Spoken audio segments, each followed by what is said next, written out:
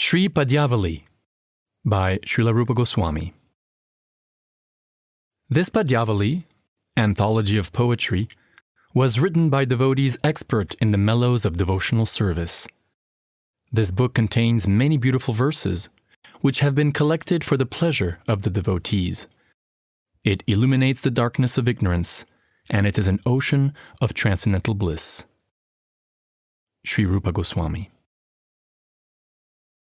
To Sri Krishna, whose eyes are beautiful as lotus flowers, who delights in playing the flute, who drinks the nectar of Radha's lips, and who is garlanded with forest flowers, I offer respectful obeisances.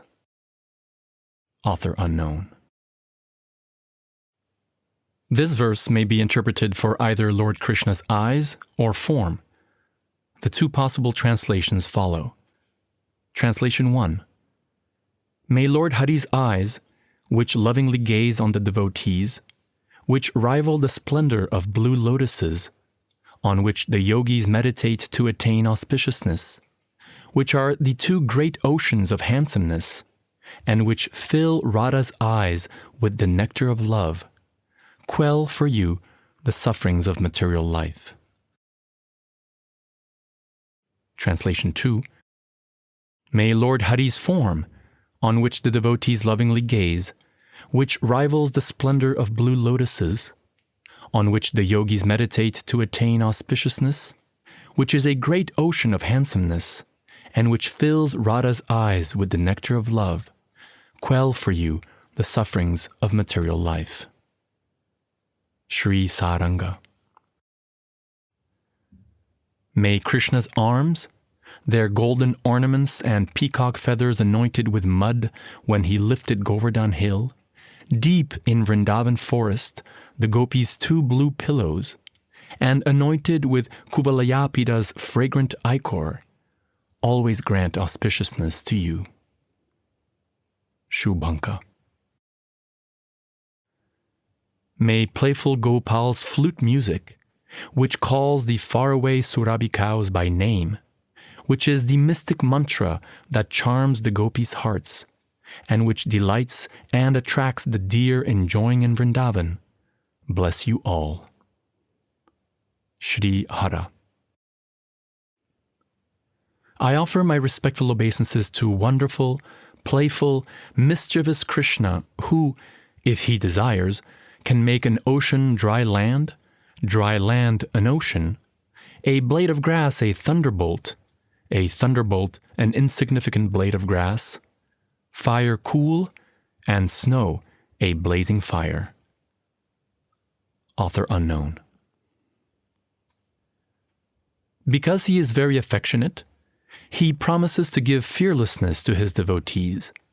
He removes his devotees' sufferings. He is generous. He takes away his devotees' sins, and he bestows limitless auspiciousness. And because Prahlad, Vibhishana, Gajendra, Draupadi, Ahalya, and Dhruva testify to these virtues, Lord Krishna, the husband of the goddess of fortune, should be served by all the worlds. Author unknown. Where were the hunter Dharma's piety, Dhruva's maturity, and Gajendra's knowledge? Where was Kubja's beauty? Where was Sudama's wealth? Where was Vidura's noble birth? Where was Ugrasena's chivalrous strength? Lord Madhava is pleased only by devotional service and not by material qualifications. Sri Dakshinatya. What is the difference between good and bad deeds? Let there be only firm devotional service to the Supreme Lord. Although the king of snakes gives poison and the moon gives sweet nectar, Lord Shiva does not see any difference between them. Sri Vishnupuri. O Madhusudana, if a wise person in his heart serves your lotus feet, then any sins he may have done are all nullified. If he rejects your service, he gets all sinful reactions, even though he may not have done any sinful deed. Author unknown. Not by wearing saffron cloth, not by restricting food and other sense activities, not by living in the forest, not by discussing philosophy, and not by observing a vow of silence, but only by even the slightest beginning of devotional service to the lotus feet of Lord Govinda, who enjoys pastimes on the Yamuna's wide banks, is Kamadev stopped. Author unknown.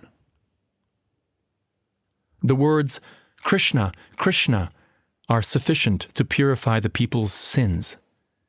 If they have blissful service to Lord Mukunda, then the goddess of liberation bows before their lotus feet. Sri Sarvagya.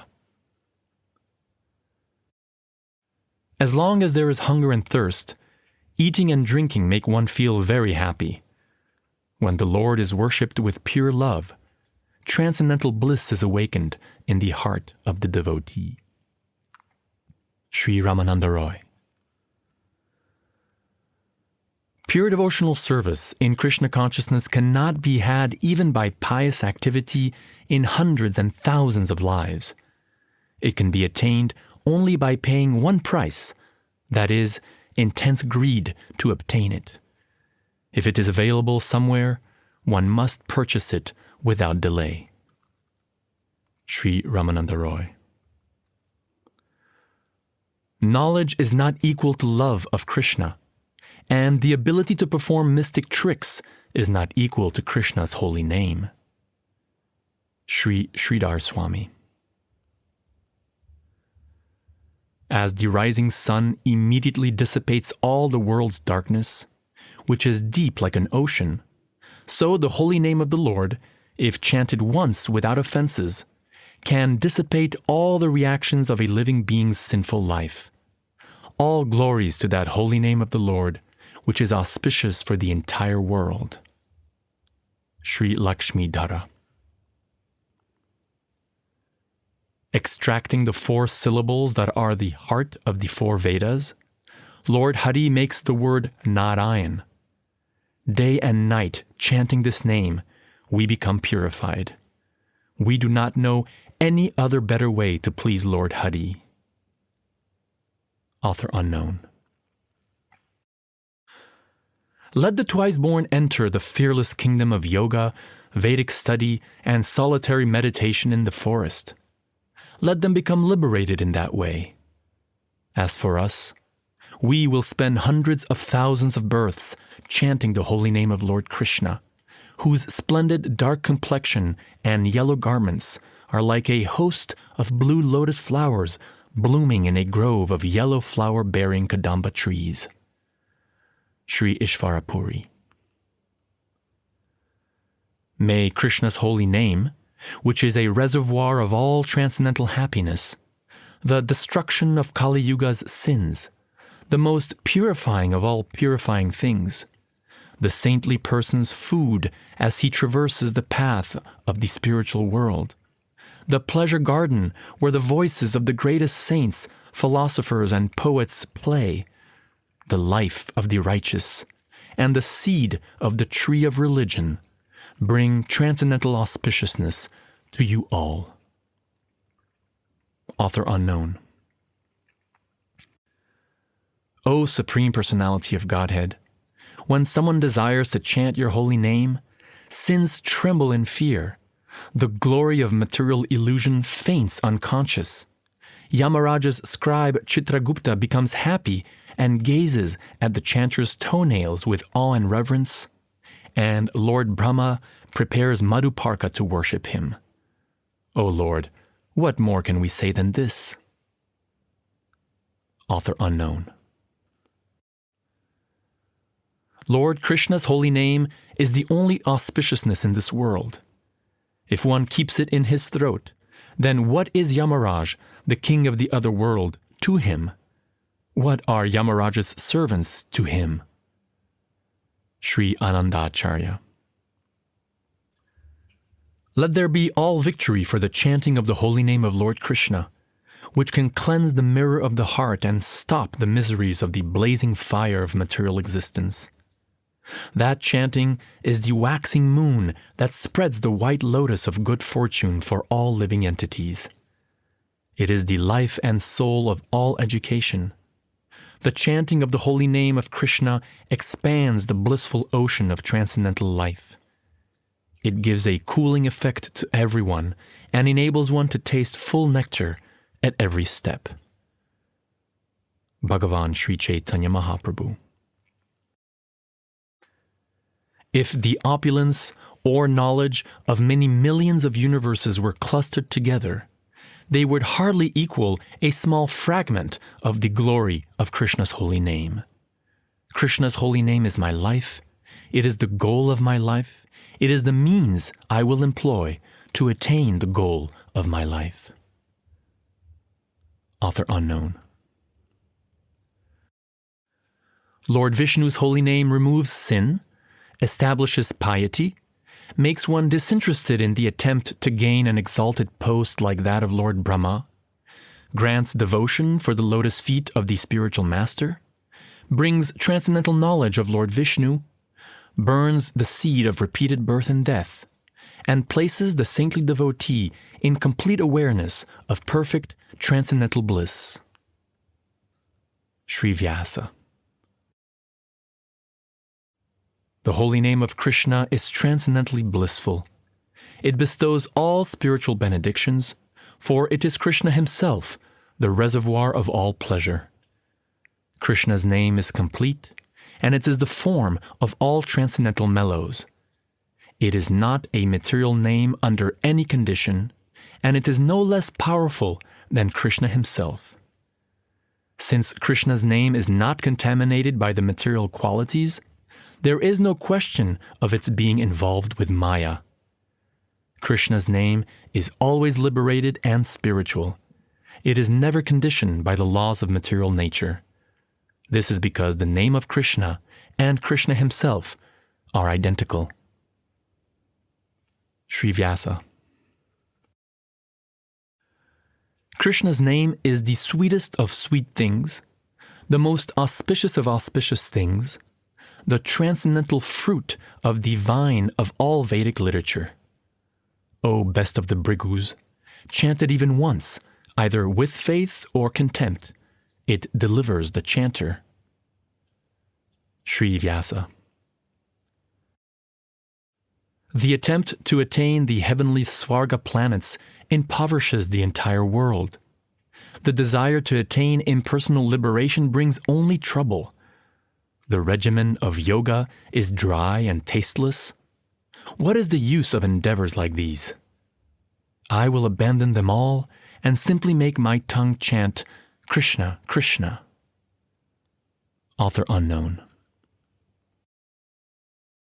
O Lord, is your impersonal spiritual effulgence not always present everywhere?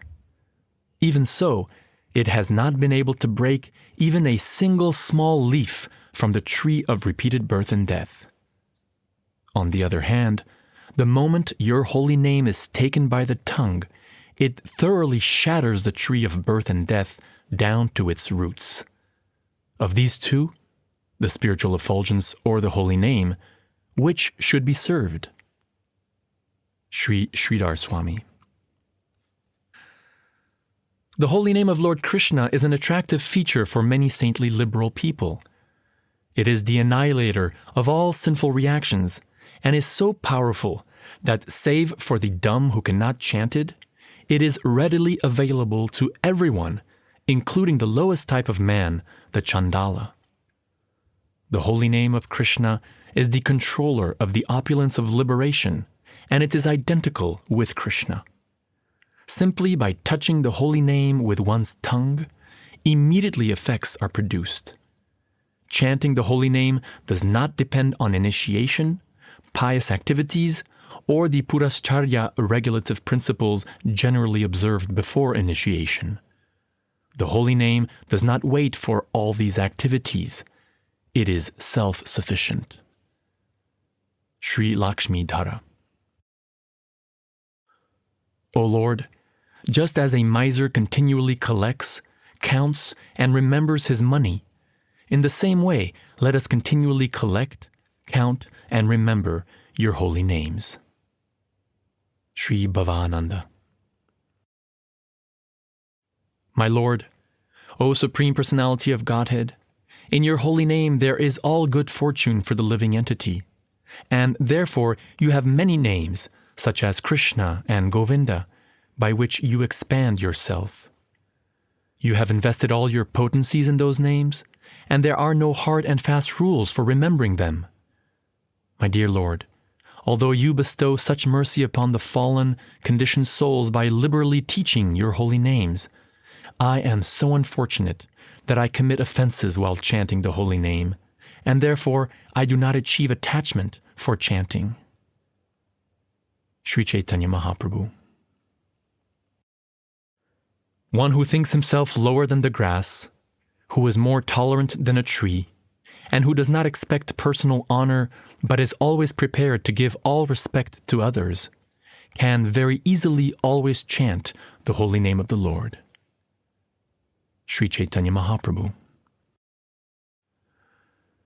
Sri Ram, Janardana, rescuer of the devotees, Jagatam Nata, master of the universes, Narayan, Ananda, Dayapara, merciful one, Kamalakanta, husband of Lakshmi, Krishna. Lord, please make me become overwhelmed with tears streaming from my eyes as I repeatedly plunge into the waves of the great nectar ocean of these beautiful transcendental names. Sri Lakshmi Dhara. Calling out, O Sri Kanta, husband of the goddess of fortune, O Krishna, all-attractive one, O Karunamaya, merciful one, O Kanjanaba, whose navel is like a lotus flower, O Kaivalya Vallabha, O master of liberation, O Mukunda, giver of liberation, O Murantaka, killer of the Mura demon, I will place upon my neck the Lord's holy names, which eclipse the beauty of a splendid strand of pearls. Sri Lakshmi Dhara.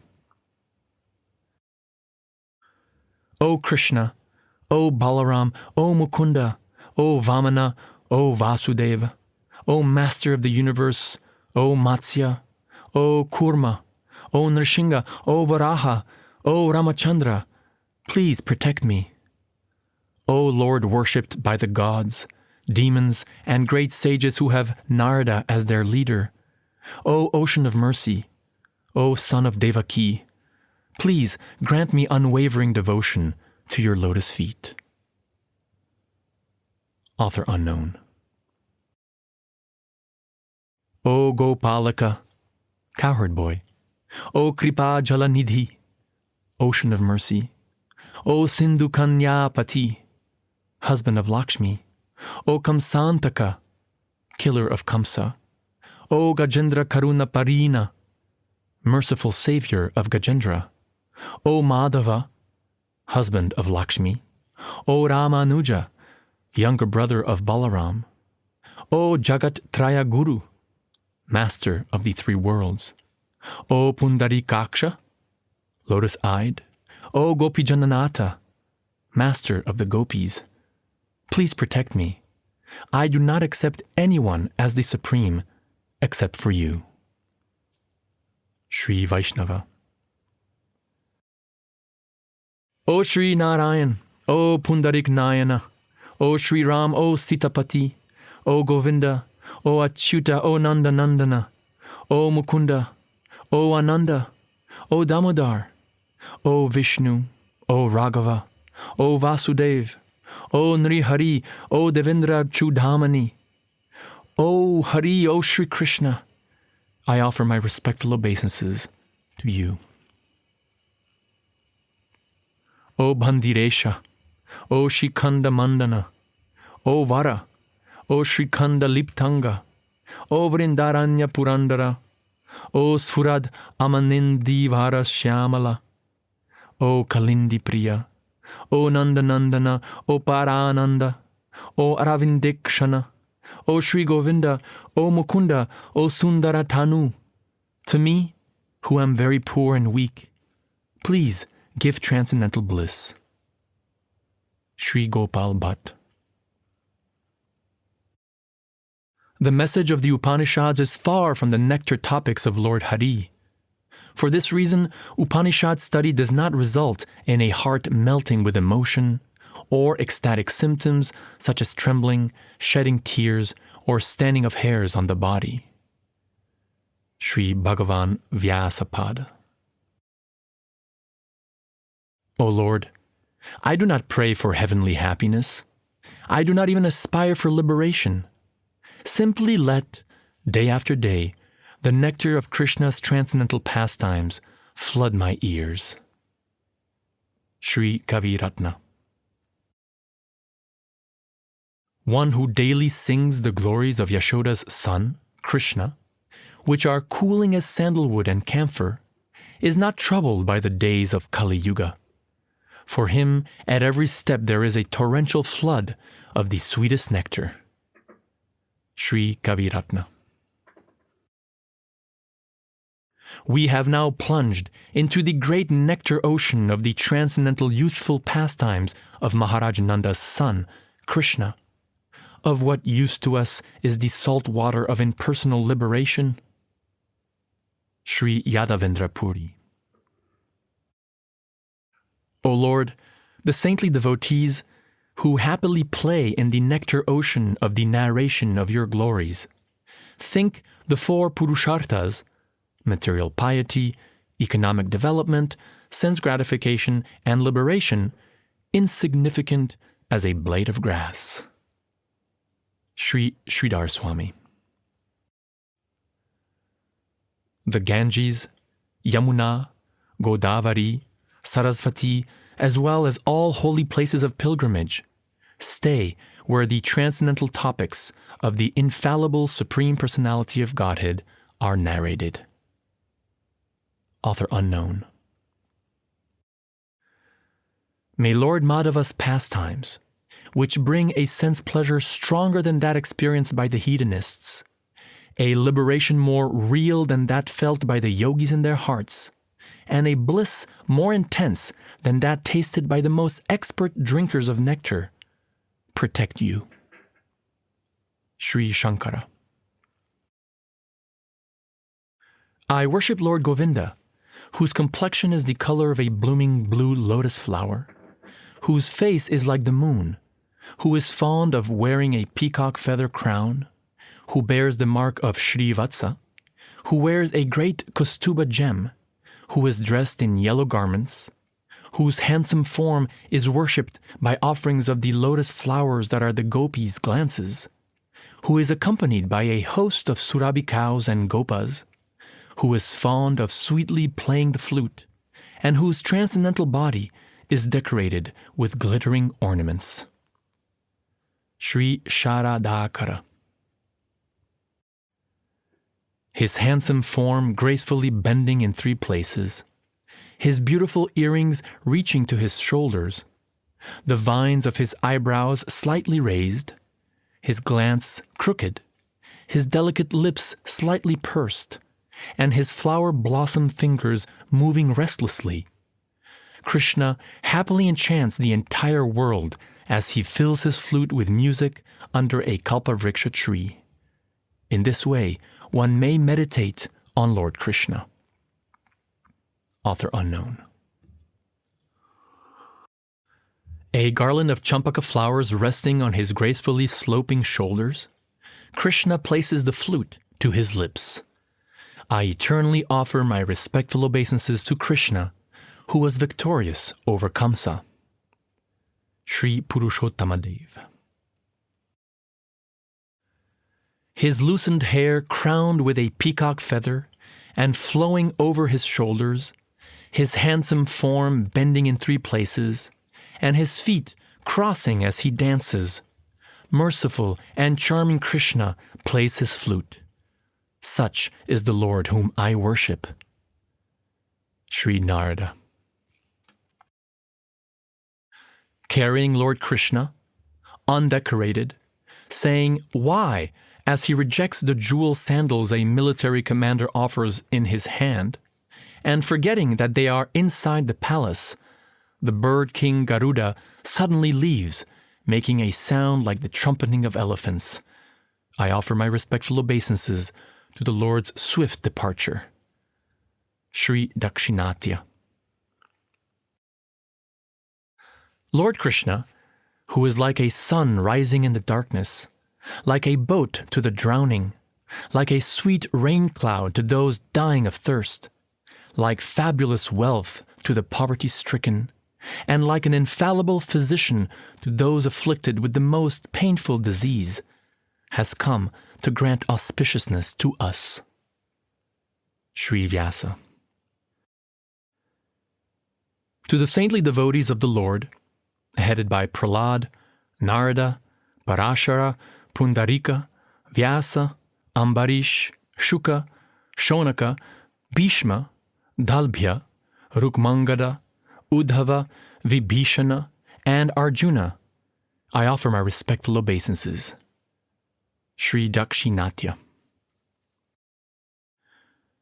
Maharaj Parikshit attained the highest perfection, shelter at Lord Krishna's lotus feet, simply by hearing about Lord Vishnu. Shukadev Goswami attained perfection simply by reciting Srimad Bhagavatam. Prahlad Maharaj attained perfection by remembering the Lord. The goddess of fortune attained perfection by massaging the transcendental legs of Mahavishnu. Maharaj Prithu attained perfection by worshipping the deity, and Akrura attained perfection by offering prayers unto the Lord. Vajrangaji, Hanuman, attained perfection by rendering service to Lord Ramachandra, and Arjuna attained perfection simply by being Krishna's friend. Bali Maharaj attained perfection by dedicating everything to the lotus feet of Krishna. Author unknown. I offer my respectful obeisances to the devotees of the Lord. Simply by hearing the two syllables Krishna, their bodily hairs stand up in ecstasy, and they become moved to dance in ecstatic bliss. With their sandals, they expertly extricate the fallen souls deeply sunk in the fetid mud of the ocean of repeated birth and death. Sri Autkala. By remembering Lord Hari, the devotees' hearts become overwhelmed with bliss. Their bodily hairs stand erect, and their eyes become filled with tears of joy. O earth, these devotees are the best of men. Please carefully maintain them for as long as the sun and the moon shine in the sky. What is the use of your carefully maintaining those other burdensome persons who are simply intent on coming and going to and from the house of Yamaraj? Sri Sarvananda. O Lord, your devotee sees the king of rivers as a handful of water, the sun a firefly, Mount Meru a clump of earth, the emperor of the world a servant, a multitude of Chintamani jewels simply pebbles, a valuable Kalpadruma tree a mere stick, the entire world a bunch of straw, and his own body a burden only. Sri Sarvagya. They whose eyes are blinded by the dust of the Karma Mimamsa philosophy cannot fix their hearts on the Supreme Personality of Godhead. They whose intelligence is atrophied by illogical conclusions dictated by pride stay far away from the topics of Lord Hari. They who understand the Vedas but cannot become devotees of Lord Krishna do not actually understand the Vedas. Distributing the sweetest nectar with a great ladle, these persons will not touch it with their own spoon. Sri Madhava Sarasvati. Some are inclined to speculative knowledge and others are inclined to fruitive work. We, however, are inclined to take shelter of the lotus feet of Lord Hari's servants. Sri Madhava Sarasvati. Now that we have become your devotees, your holy names have affectionately created a jubilant festival in our mouths. Your bodily splendor, like a dark rain cloud, has become the black ointment of our eyes, and the music of your flute has become the ornament of our ears. We no longer take pleasure in material desires. O Almighty Lord, material desires no longer appear beautiful to us. Sri Rupa Goswami. The elephant of my mind is drowning in the waters of material illusion. Strongly held by the ferocious crocodile of the threefold miseries, it anxiously cries with fear in its heart. O Lord Hari, please rescue it with your glowing Sudarshan chakra, which cuts the suffering of the gods to pieces. Sri Rupa Goswami. I am drowning in the painful, fathomless whirlpool of repeated birth and death. O Lord, O friend of the shelterless, O effulgent moon of mercy, please, this one time, quickly extend your hand to save me. Sri Rupa Goswami. This mango tree in Vrindavan is now overwhelmed by remembering you. It dances, moving its branches in the breeze. It sings in the form of these humming bees. It sheds tears in the form of these many drops of honey. Its hairs stand erect in ecstasy in the form of these new sprouts. O Mukunda, as dear to me as my own life, why is this tree so filled with love for you? Who am I, so hard-hearted that even your name will not enter my heart? Sri Ishvara Puri. O Lord Hari, O form of mercy, you quickly rescued both Draupadi and Gajendra. What has happened to that quick action now that I suffer so acutely? Sri Autkala. O Lord Yadavendra, I am fallen. When I remember your name Dina Bandhu, the friend of the fallen, I become encouraged, and when I hear that you love your devotees, my heart trembles. Sri Jagannath Sen. O Lord, Brahma and his associates offer prayers to you. Shiva and his associates are full of love for you, and Indra and the gods are your servants. Who are we in comparison to them? Sri Jananjaya. O Lord, no one is more merciful than you, and no one is more pathetic than I. I am very lowly and fallen. O Lord Yadunath, please reflect on my case and do to me whatever is appropriate. Author unknown. Beaten by the 100 whips of material sufferings, the horse of my mind runs wildly on the bad road of the senses. O Lord Madhava, please pull up the reins of devotional service. Stop the horse and tie it to the post of your lotus feet. Author unknown. O Lord, in this birth I have not meditated on you, glorified you, even slightly worshipped you, or developed any devotion for your lotus feet. That is why I suffer in this condition. I am very poor and fallen. O Sri Krishna, O ocean of mercy, please be compassionate on me. Sri Shankara. I have no goal in life, and I have committed countless sins. O Lord Hari, O Murari, you are my shelter. O Madhusudana, O Vasudev, O Vishnu, all glories to you. O Jagadish, please protect me. Please protect me. Author unknown.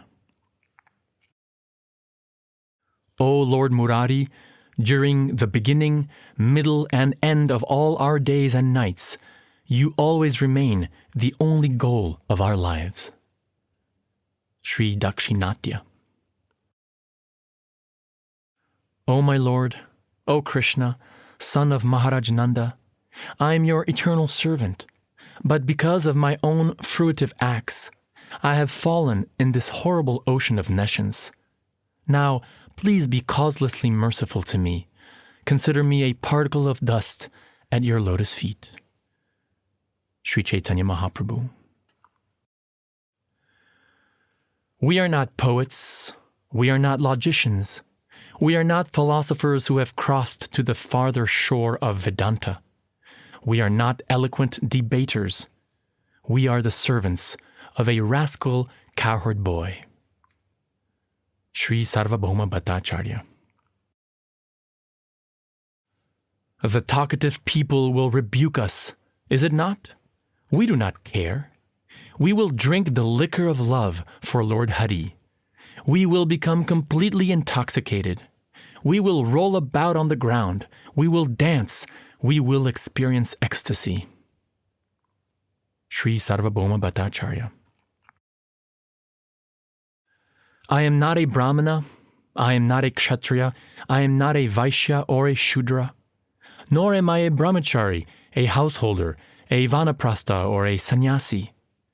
I identify myself only as the servant of the servant of the servant of the lotus feet of Lord Sri Krishna, the maintainer of the gopis. He is like an ocean of nectar, and he is the cause of universal transcendental bliss. He is always existing with brilliance. Sri Chaitanya Mahaprabhu. May the cowherd boy, who is a festival of ecstatic bliss for the hearts of the fortunate creatures residing in the groves of Govardhan Hill, who is the lover of the gopis, who eagerly enjoys pastimes in Vrindavan forest, and whose complexion is as splendid as a great sapphire, eternally enjoy transcendental pastimes in our hearts. Sri Ishvara Puri. Those devoted to poetry may praise the nectar of poetry, and those devoted to Vedic study may praise the nectar of impersonal Brahman. We will praise neither. We will simply take shelter of a flutist who wears a Gunja necklace. Sri Yadavendra Puri. They who understand the inconceivable, impersonal absolute will find that pure transcendence in their hearts. That is not, however, what is in our hearts. In our hearts resides a charming, lotus-faced, lotus-eyed person who wears golden garments and whose complexion is the color of a dark rain cloud. Sri Kaviratna. My mind never prays for the post of an earthly king. The post of King Indra does not appeal to it. It does not like the yogic perfections. It does not yearn after liberation.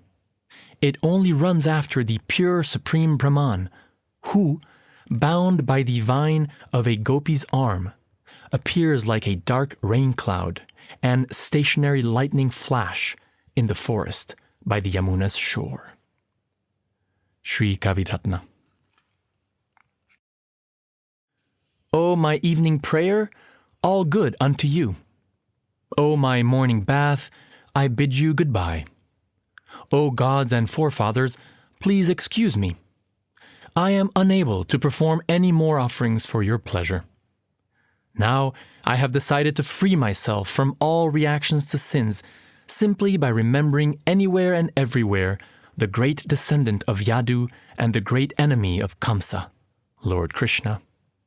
I think that this is sufficient for me. So, what is the use of further endeavors? Sri Madhavendra Puri. My ritual bath has wilted away. My religious duties are undone. My prayers at sunrise, noon, and sunset are unsaid. The 4 Vedas are unhappy. The host of other scriptures stay boxed in the heart, their orders unfollowed. Material piety is wounded at the core of its life, and a multitude of sins are annihilated. For day and night my heart kisses the 2 lotus feet of Lord Yadavendra. Author unknown. I will become a servant of the son of Devaki. Because of my past karma, the path may be rough or smooth. What is that to me? Author unknown. Let the sharp moralist accuse me of being illusioned. I do not mind. Experts in Vedic activities may slander me as being misled. Friends and relatives may call me frustrated. My brothers may call me a fool. The wealthy Mammonites may point me out as mad. And the learned philosophers may assert that I am much too proud. Still, my mind does not budge an inch from the determination to serve the lotus feet of Govinda, though I be unable to do it. Sri Madhavendra Puri. The form of Shyamasundar is the supreme form. The city of Mathura is the supreme abode. Lord Krishna's fresh youth should always be meditated upon, and the mellow of conjugal love is the supreme mellow. Sri Raghupati Upadhyaya. Liberation may appear before me. The enduring kingdom of Lord Brahma may also appear before me. I do not care for them. I simply desire to serve Lord Krishna, the leader of the cowherd boys. Sri Surottama Acharya. O Vasudeva, you may make me a king or a poverty-stricken beggar. You may make others respect me or revile me. You may give me residence in Vaikuntha or in hell. Whatever you do, you will always remain the only goal of my life. No one else will ever become my goal. Sri Garbha Kavindra. He may show his own kingdom, or he may make me suffer the threefold miseries. Whether I suffer or enjoy, I pray that Lord Keshava never abandon me. Sri Kaviraj Mishra.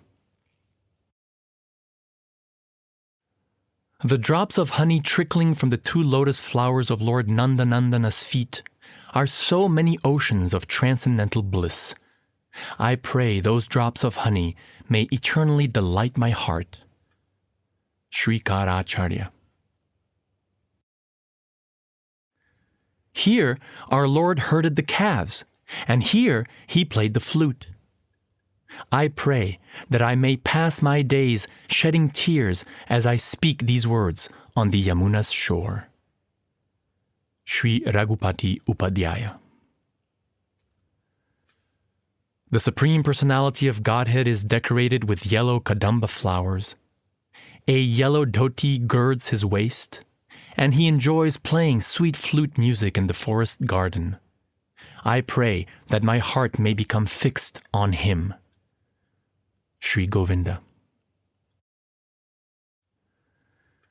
May Lord Krishna, who has long reddish eyes, whose transcendental form is more charming than millions of Kamadevs, who is very pleasing to the eyes, and who is the king of Vrindavan village, appear on the lotus flower of my heart. Sri Bhavananda. I pray that Lord Krishna, the mischievous youth who is a flood of handsomeness, who is waves of sweet charm, and who is the heart of mercy, may appear before me. Sri Sarvabhauma Bhattacharya. O Lord, I pray that I may take birth again and again in a place where my ears may drink the sweet music of your flute. What is the use of talking to me about impersonal liberation? Sri Sarvabhauma Bhattacharya. O Lord Krishna, I pray that the remnants of your foodstuff may become as palatable to me as a woman's lips are palatable to a materialist. I pray that the narration of your pastimes may become as sweet to my ears as the words of a young girl are sweet to a materialist. I pray that the sight of your transcendental form may become as pleasing to my eyes as the beauty of a young bride is pleasing to her husband. I pray that I may always chant your holy name in the same way a lover reads aloud a letter from his long-separated beloved. Author unknown.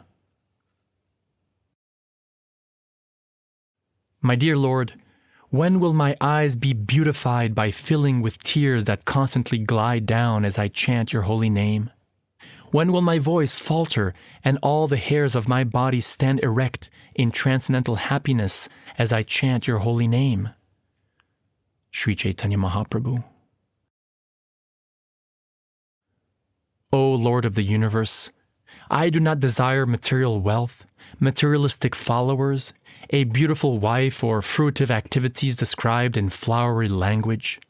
All I want, life after life, is unmotivated devotional service to you. Sri Chaitanya Mahaprabhu. May Lord Krishna, who is a fresh rain cloud over Govardhan Hill, a new blue lotus in the Yamuna River, and a great tamal tree in Vrindavan forest, protect me from the threefold miseries of material existence. Sri Gaudiya. I pray that the cowherd boy who expertly casts amorous glances from the corners of his restless eyes, whose cheeks are decorated with glistening, beautiful, swinging shark-shaped earrings, and who is very eager to enjoy the rasa dance with the beautiful girls of Braj, may at once appear within my heart. Sri Madhavendra Puri. The Shruti Shastra is insignificant as a bunch of straw. Why do we now think in this way? Our eyes have seen the Supreme Brahman enjoying pastimes with the gopis. Sri Raghupati Upadhyaya. To whom can I speak who will believe me when I say that Krishna, the Supreme Personality of Godhead, is hunting the gopis in the bushes by the bank of the river Yamuna? In this way, the Lord demonstrates his pastimes. Sri Raghupati Upadhyaya. I have carefully understood Kannada's Paramanuvada philosophy. I have studied Gautama's Nyaya philosophy. I know Jaimini's Karmamimamsa philosophy. I have already traveled on the path of Pseudo-Kapila's Sankhya philosophy. I have applied my mind to Patanjali's yoga philosophy. I have ardently studied Vyasa's Vedanta philosophy. None of these attract me. It is the flood of sweetness from Lord Nanda Sunu's flute that attracts my heart. Sri Sarvabhauma Bhattacharya. Eclipsing both the goddess's artistry and the waves of sweetness flowing from their mouths, the music of Lord Murari's flute makes my heart tremble. Sri Sarvabhauma Bhattacharya. A dark-complexioned thief has stolen my heart. Look, he has already stolen the sins of the surrendered devotees, the life-breath of Putana, the bracelets and garments of the young gopis, and the eyes and hearts of the saintly devotees. Author unknown. Enough with this talk of celestial planets. What is the use of a great kingdom on earth? Even the opulence of liberation should go far away from me. In the groves by the Yamuna's shore, a person whose dark complexion is like a young tamal tree has now stolen my heart. Sri Haridas. We offer our respectful obeisances to the host of sapphires, gazed on, pleased, and lovingly embraced by the gopis in the groves of Vrindavan forest. Sri Sarvavidya Vinod. When will I see Nanda's son? He is the protector of the devotees. He is garlanded with kadamba flowers, and his forehead is decorated with glistening tilak. Sri Madhavendra Puri. When, in Vrindavan forest, which is glorified by the Yamuna's touch, will I continually wander, filled with the longings of love, loudly chanting the transcendental pastimes of Gokula's king, Krishna, and thickly sprinkling the trees with streams of tears from my eyes. Sri Rupa Goswami. When will Lord Madhupuri's, Krishna's sweet flute music, which dances with a lotus foot on the unapproachable braided hair of the goddesses who are the Upanishads, suddenly enter my ear? Sri Rupa Goswami. When will infant Krishna, charmingly decorated with a great peacock feather, wriggling his lotus toes, and his lotus mouth placed on his mother's breast, enter the pathway of my eyes? Author unknown. O Krishna, who can forget your face, which eclipses the beauty of the moon? Who can forget your splendid transcendental form, delicate as a new tamal leaf? Author unknown. O Krishna, if, wearing a peacock feather crown, playing the flute, your form beautifully decorated with various ornaments, and accompanied by the gopis, you glance on us and delight our eyes, then all the desires sitting in our hearts become at once fulfilled. Sarvabhauma Bhattacharya. Bhakti means devotional service to the Supreme Personality of Godhead. Mukti means impersonal liberation, where there is no longer any devotional service. Who is so foolish that, after attaining devotional service, would still desire to attain this mukti? Sri Shiva Moni. O Lord, you are the Master, and I am your servant. I do not desire any kind of liberation from the bonds of repeated birth and death that will also break our relationship. Sri Hanuman. Many intelligent people thirst after impersonal liberation. O friend, when my heart considers their folly, it becomes struck with wonder. Author unknown. Who are you? I am impersonal liberation. Why have you suddenly come here? My Lord, I have come because by constantly remembering Lord Krishna, you are now qualified to become his maidservant. Stay away. Why do you trouble a person like me? I have not done anything wrong. Your smell alone will ruin the sweet fragrance of the sandalwood paste of my reputation as a devotee. Author unknown. One who thinks the worshipable deity form of Lord Vishnu is a stone. The bona fide spiritual master is an ordinary man. The Vaishnava belongs to a caste in the Varnashram system. The water that has washed the feet of Lord Vishnu or the Vaishnavas and which actually removes the sins of the Kali Yuga is ordinary water. The name of Lord Vishnu, which is a sacred mantra that removes all sin, is an ordinary sound. Or the Supreme Lord Vishnu is the same as other persons, is a resident of hell. Sri Dakshinatya. A tulsi leaf offered to the lotus feet of the Nrsimha Shalagram Shila destroys the sin of murder. Water that has washed the lotus feet of the Nrsimha Shalagram Shila destroys the sin of theft. Foodstuff offered to the Nrsimha Shalagram Shila destroys the sin of drinking liquor. Sincere surrender to the Nrsimha Shalagram Shila destroys the sin of adultery with the wife of the spiritual master. Association with the devotees of the Nrsimha Shalagram Shila destroys the sin of offenses to the devotees. This is the extraordinary glory of the Nrsimha Shalagram Shila. Sri Agama.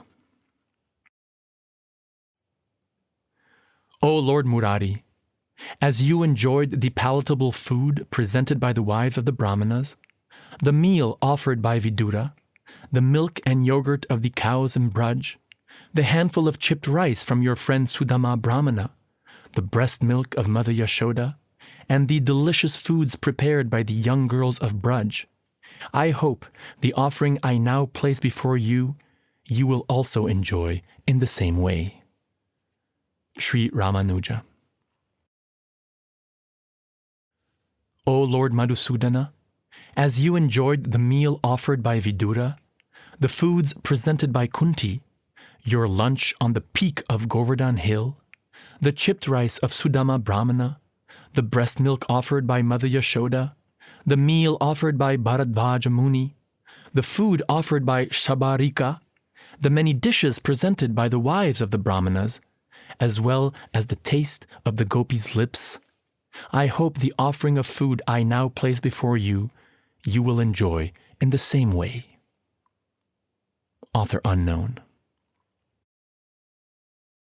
O Lord Hari, you greatly enjoyed the Kshira presented by Shyamala, the Phanita presented by Kamala, the Ladus given by Bhadra, and the Madhurasa offered by Chandravali. I hope that the delicious food I have prepared under Radharani's guidance, and which I now place before you, you will enjoy 100 times more than what was offered by these other gopis. Sri Rupa Goswami. O Mother Mathura, lotus-eyed Lord Hari left his wonderful Vaikuntha world and eagerly appeared within your boundary. You are very fortunate and glorious in this world. We repeatedly offer our respectful obeisances, bowing before you hundreds of times. Author unknown. When will I become fortunate to visit Mathura Puri and shed tears of bliss as I drink from the stream of nectar words flowing from the mouths of the old guides there who say, "Here was Nanda Maharaj's home. Here the cart was broken. Here Lord Damodar, who breaks the bonds of birth and death for his devotees, was himself tied up with ropes by Mother Yashoda." Sri Kavishekara.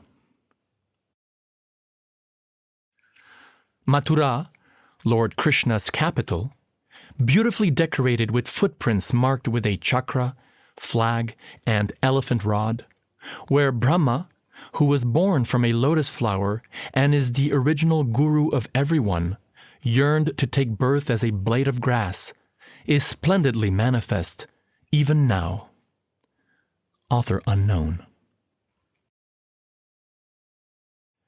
May Mathura Puri, where two transcendental potencies, Taraka, which is the seed of the tree of liberation and the savior from a host of sufferings, and Paraka, which satisfies the thirst for the nectar of pure love of Krishna, arise among the residents, crush all your sins, and give you the treasure of pure love for Lord Krishna.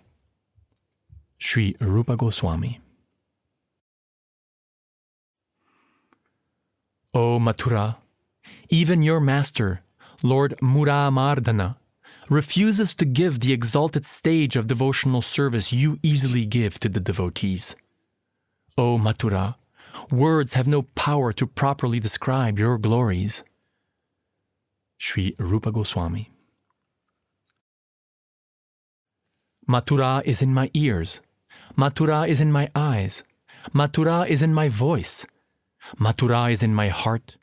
Mathura is before me. Mathura is behind me. Mathura is sweet. Mathura is sweet. Sri Govinda Mishra. Go ahead and worship Lord Brahma. Go ahead and worship Lord Shiva. Go ahead and worship the Supreme Brahman. I will not follow you.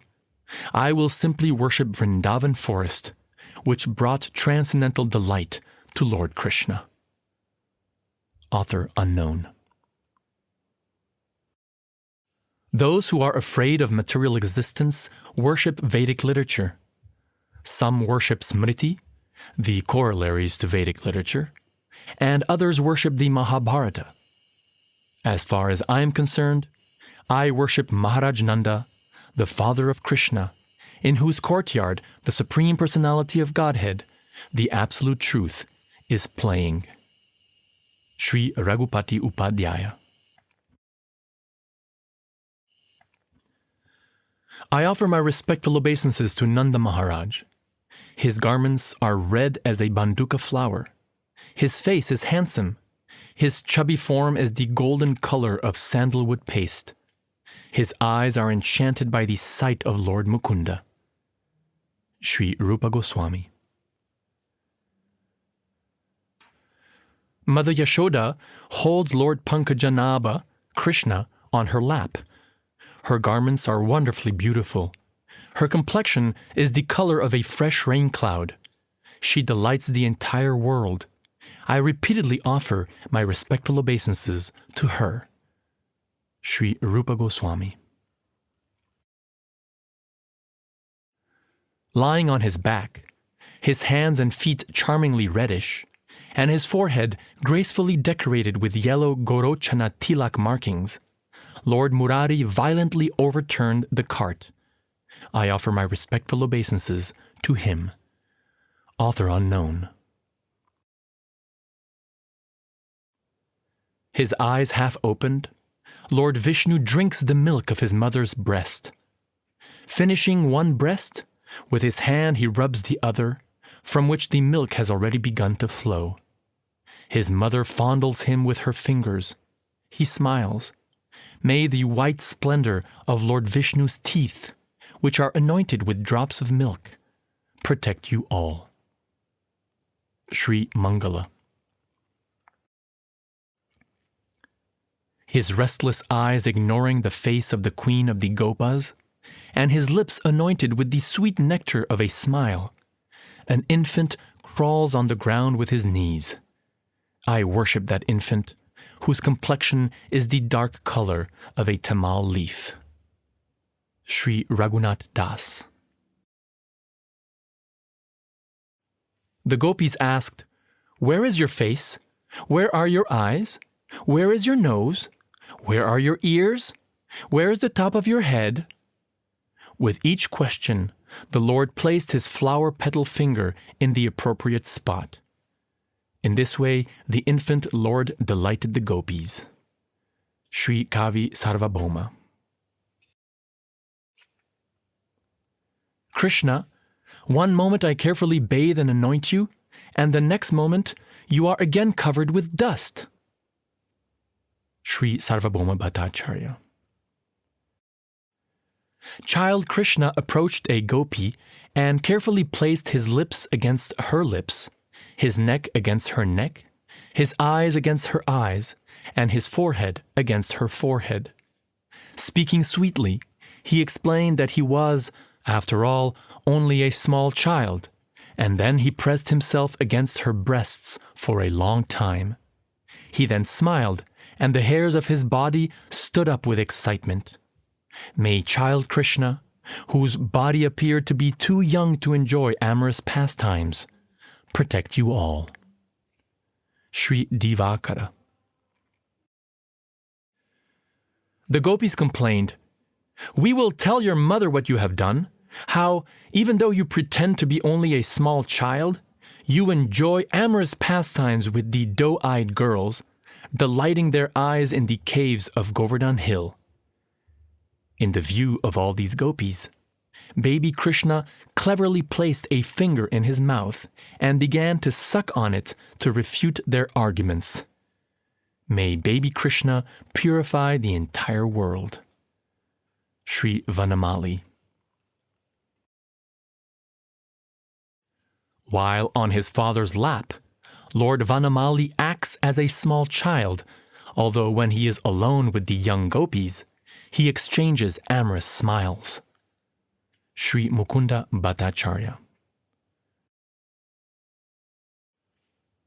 Mother Yashoda asked child Krishna, "How much butter did you take?" In the presence of all the grown-ups, child Krishna grasped Dhanishta's breast and said, "This much." Sri Saranga. Child Keshava said to a young gopi, "Thief, where are you going? Have I not caught you stealing? Under your bodice you are hiding my 2 toy balls. Give them up." His bodily hairs standing erect with joy, he violently attacked that young gopi's breasts to retrieve his toy balls. All glories to Lord Keshava, who enjoyed these extraordinary pastimes in Gokula village. Sri Deepaka. Seeing a pot of butter in the distance, baby Keshava quickly crawled there, anxiously turning his face out of fear of his mother. I worship these childhood pastimes of the Lord. Author unknown. As child Hari was stealing butter, he noticed his own reflection in a nearby jeweled column. Thinking this to be another boy, he became frightened and begged, "You are my friend. I will share this butter with you. Please don't tell on me. Don't tell on me." May child Hari protect you all. Author unknown. Awakened at daybreak by the sounds of yogurt churning, on silent feet, child Krishna stealthily entered the gopis' home, extinguished the lamps with his lotus breath, and stole a handful of butter. I pray child Krishna may protect me. Author unknown. Silencing his belt of bells by holding it in his left hand, gently smiling, arching his back, creeping up on his tippy toes, and with a crooked glance warding off the smiling gopis standing before him, child Hari stole butter behind his mother's back. Sri Shriman. Taking 2 or 3 steps in the doorway, turning his restless eyes in all directions, smiling and intent on stealing yogurt, child Madhuripu, Krishna, fearfully enters the house. Sri Rupa Goswami. Rubbing his hand against the corner of his mouth, which had become oily and fragrant from eating the stolen milk products, repeatedly smelling his hand, silencing his belt of bells, and with restless eyes glancing in all directions, the tricky child Gopal slowly approached his mother. Author unknown. Hearing sleeping Krishna say, "Shiva, welcome, sit down. Brahma, you sit at my left. Kartikeya, auspiciousness to you. Indra, happiness to you. Kuver, I did not see you." Mother Yashoda said, "Child, what nonsense are you saying?" I pray these words of Mother Yashoda will protect you all. Shri Mayura. Hearing Vasudev's son Krishna say in his sleep, "Mother Earth, please become calm. Know that your burden will certainly be removed. Have I not already practically killed the demon Kamsa?" The gopis became stunned with wonder. All glories to these words Lord Krishna spoke in his sleep. Sri Vasudev. The Gopas confidently said, "I did not see Krishna at the Yamuna's shore. I did not see him on Govardhan Hill or at the outskirts of Braj village. I did not see him at the base of the banyan tree. I did not see him in the courtyard of Radha's father Maharaj Vrishabhanu." As Nanda Maharaj became struck with wonder to hear all this, smiling Krishna slipped out of the house from right under Nanda's nose. May Krishna protect you all. Sri Umapatidhara. Mother Yashoda said, "Child, when you take care of the cows far away in the forests or the caves of Govardhan Hill, and you see dangerous wild animals, then you should meditate on the ancient Supreme Person, Lord Narayan, and he will protect you." As Lord Krishna heard these words, it was only with great difficulty that he prevented a smile from appearing on his bimba fruit lips. May that suppressed smile protect all the worlds. Shri Abhinanda. There once was a king named Ram. Yes. His wife was Sita? Yes. On the order of his father, Ram lived in the Panchavati forest. There, Ravana kidnapped Sita. As Lord Krishna heard his mother narrate his own activities performed in ancient times, he suddenly called out, "Lakshman, where is my bow? Where is my bow? Where is my bow?" I pray these alarmed words of Lord Krishna may protect you all. Author unknown.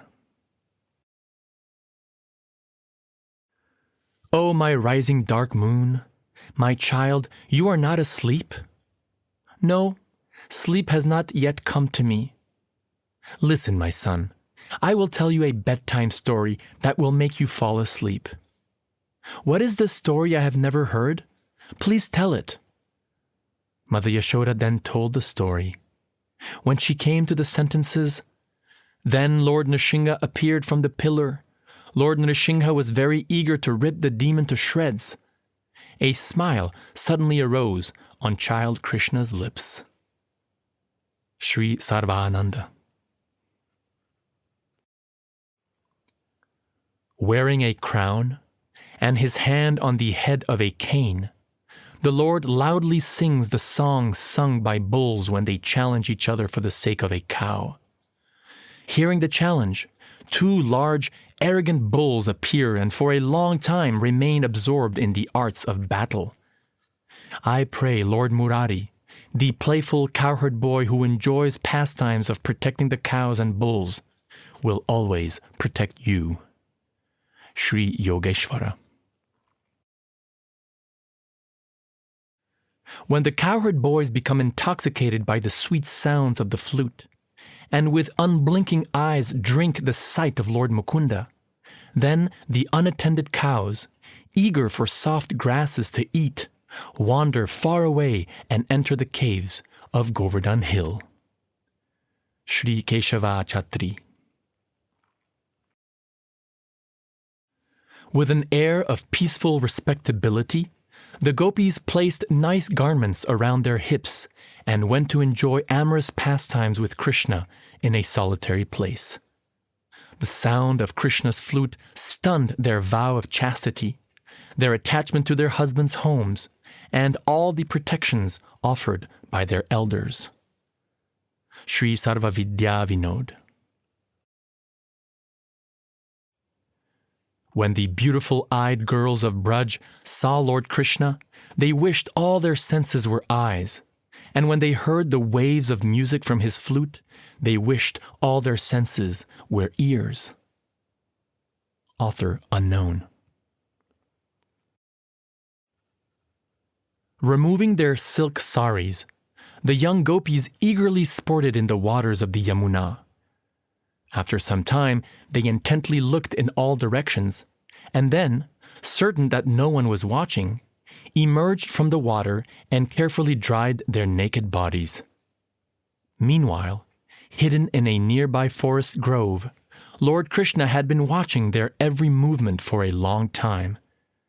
At a certain moment, he began to play his flute. All glories to Lord Krishna's tricky flute music, which completely charms the girls of Braj. Sri Purushottama Dev. The gracefully moving gopis captured Lord Krishna's heart. His hands perspired and trembled. Lord Krishna, whose form was bent in 3 places, was unaware that the flute had dropped from his lotus bud hands and fallen to his lotus feet. He began to blow into what he thought was his flute, but no sound emerged. All glories to that soundless blowing of Lord Krishna. Sri Chiranjiva. Friend, who is this person? His body is like a new black Nikasha stone. He wears earrings of Ashoka buds. The vines of eyebrows dance on his charming, handsome face. I am overcome by the sound of his flute. Author unknown. Who is this teenage boy? A charming pearl necklace decorates his chest. He is dressed in garments the color of molten gold. The splendid complexion is the brother of the blue lotus whorl. He fills the world with amorous passion. Sri Sarvavidya Vinod. He is a dark-complexioned boy who plays very beautiful music. What girl will not tremble at heart by hearing his music for even a moment? Author unknown. Unhappy-faced Radha said to her friends, "My heart is wounded by Kama's arrow. My body is now filled with the symptoms of love." Sri Purushottama Dev. Since, in the forest by the Yamuna, I saw this person whose complexion is the color of a dark rain cloud, my heart has been trembling like a drop of water on a lotus leaf. Sri Kavi Chandra. Friend, one time, as I walked on the path to the Yamuna's bank, I saw a boy whose complexion was the color of a dark rain cloud. What spell did he cast on me when he glanced at me with those crooked eyes? I do not know. Since that time, my heart is always very agitated. It no longer allows me to perform my household duties. Sri Jayanta. First, I saw a splendid blue effulgence. Then I smelled the fragrance of musk. Then I heard graceful flute music. Then I heard the sweet tingling of a sash of bells. Then I saw waves of wonderful handsomeness encircled by a vine that was a stationary lightning flash. Then I became filled with bliss. Author unknown. O beautiful friend, as he played the flute for a long time on the Yamuna's shore, the playful debauchee Madhava stole my heart. Author unknown. Since with my own eyes I saw Krishna's pastimes in the Vanira grove on the Yamuna's shore, my heart has not allowed me to perform my household chores. What should I do? I do not know what to do. Sri Kavi Chandra. O my friend, since the moon of Krishna's face has appeared within the perception of my eyes, my mind has lost all discrimination. It no longer has the power to distinguish between the cooling Malayan breeze and the blazing fire. Sri Sanjaya Kavishekara. It is wrong, wrong, wrong! Alas, alas!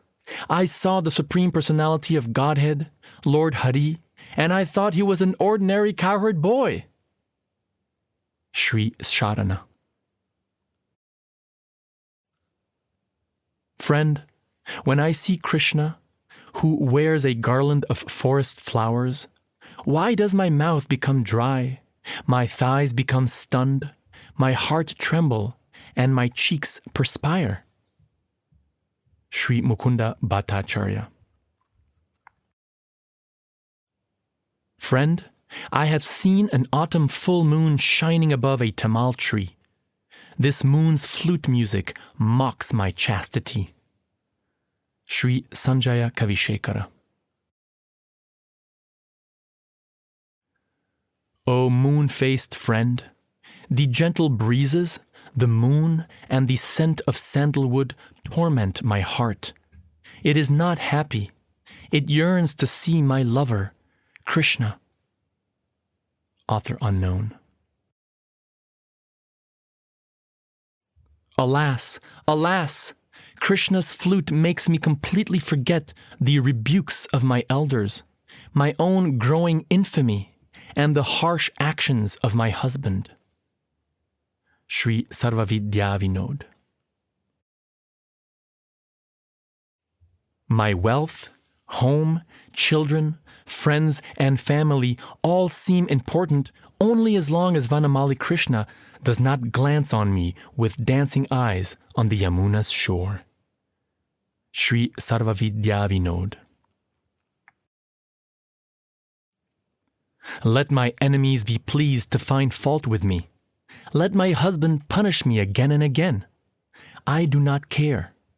Lord Krishna Chandra, who enjoys transcendental pastimes in Vrindavan forest, will always be the precious jewel that decorates my breasts.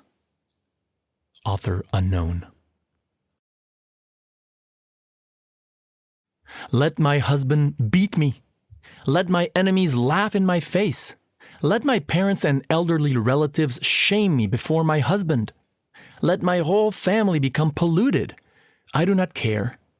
My heart will continue to love Balaram's younger brother, Krishna. Author unknown. My husband is angry? Let him be angry. My friends rebuke me? Let them. Let there fall upon me whatever other catastrophe there may be in this world. I do not care.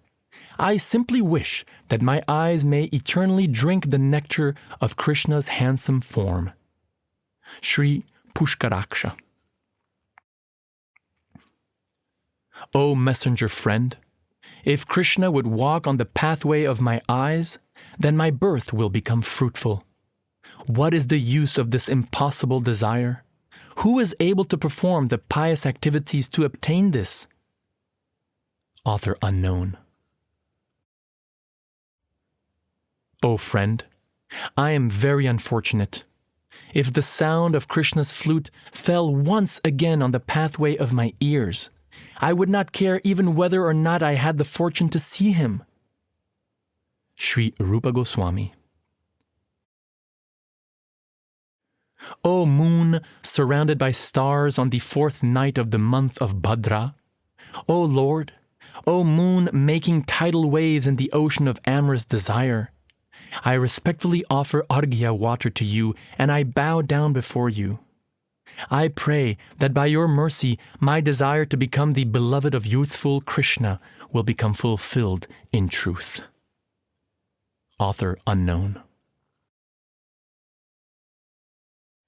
Friend, I cannot say for certain why Radha's eyes are rolling about in this way. Perhaps she was touched by the flute music breeze blowing from the Supreme Personality of Godhead under the Kadamba tree. Sri Ranga. The hairs stand erect on your body. Your eyes are full of tears. Your words are choked up. Your chest heaves with sighs. O moon-faced friend, I know it is the sweetness of Mukunda's flute music that makes your heart tremble. Sri Ranga. O fickle-hearted girl, I know you broke the vow of a faithful wife, and I know the harsh words you exchanged with your husband and relatives. Still, you will not give up this affair with Krishna. Why is it so hard for you to give him up? My beautifully faced friend, what will I do? When I hear the sound of Krishna's flute, my heart cannot find a moment's peace. Author unknown. Let me become infamous as Krishna's mistress. I don't care. Tell me the truth. When it heard the sound of Krishna's flute, what happened to your heart? Author unknown. You speak the truth. It is true that the harsh rebukes of my superiors are very hard to bear. It is true that my family's reputation is spotless. It is true that this friend Krishna is merciless. It is true that the Yamuna is very far away. Still, when the beautiful, intoxicating sound of Krishna's flute music becomes a guest in my ears, I immediately forget all of this. Sri Govinda Bhatt. The night is filled with clouds. Darkness has swallowed the world. You are a young girl and your body is filled with unprecedented, ever fresh, playful, graceful beauty. O beautiful faced girl, what is the use of your sleeping like this in a house in Braj village? Wake up! At this moment, Krishna, whose dark complexion is the color of a young tamal tree, and who is the deity of the Kadamba forest, wanders about in the night. Sri Sarvavidya Vinoda. When this girl, whose face is like the full moon, gazes at your picture, she transforms you into a black mascara anointing her eyes. When she hears about you, she makes you into a blue lotus flower on her ear. In her heart, she meditates on you as a new sapphire decorating her breast. Author unknown. O Krishna, O killer of the Mura demon, your absence has so stunned beautiful-faced Radharani that as she talks at night with her friends, she cannot remember whether she took any betel nuts, whether betel nuts are in her hand or betel nuts are in her mouth. Sri Harihara. O Lord of the universe, her body licked by the flames of love for you, Radha fell from her bed to the floor and could not rise again. Sri Kavichandra. O Krishna, how can I describe the greatness of fond-eyed Radha's love for you? Even though she has fallen into the ocean of suffering, she still loves you deeply. Sri Kavichandra. Radha taught her caged parrot to recite the words of your letter. She turned your letter into a song that she sings to the accompaniment of flute and veena. Sri Govardhanacharya. O Radha, in Braj village are there not very many lotus-eyed gopis expert in amorous pastimes and completely in love with Murari? What great austerities did you perform to make Damodar love you so much? Author unknown. He will not take care of the calves. He does not play the flute. He is not pleased by the cooling breezes blowing into the forest from the Yamuna river. He sits in the forest grove with his head bowed down. O beautiful girl, in his heart the son of Nanda sighs for you. Sri Daityari Pandit. Krishna is the best of lovers. He is the most expert in all the arts of amorous love. He is the most handsome. He loves you. O heroine of Braj village, if he begs you, you should respond to his advances. You should worship him. What greater lover could you find in all the worlds? Sri Ranga. Move your feet softly. Wear these dark blue garments. Cover your bracelets with the edge of your sari. Don't talk. O reckless girl, the autumn moonlight of your teeth dispels the darkness. Sri Shanmasika. The gopis said, "What kind of path is this? It turns like the winding coils of an angry snake. Why must we tolerate this?"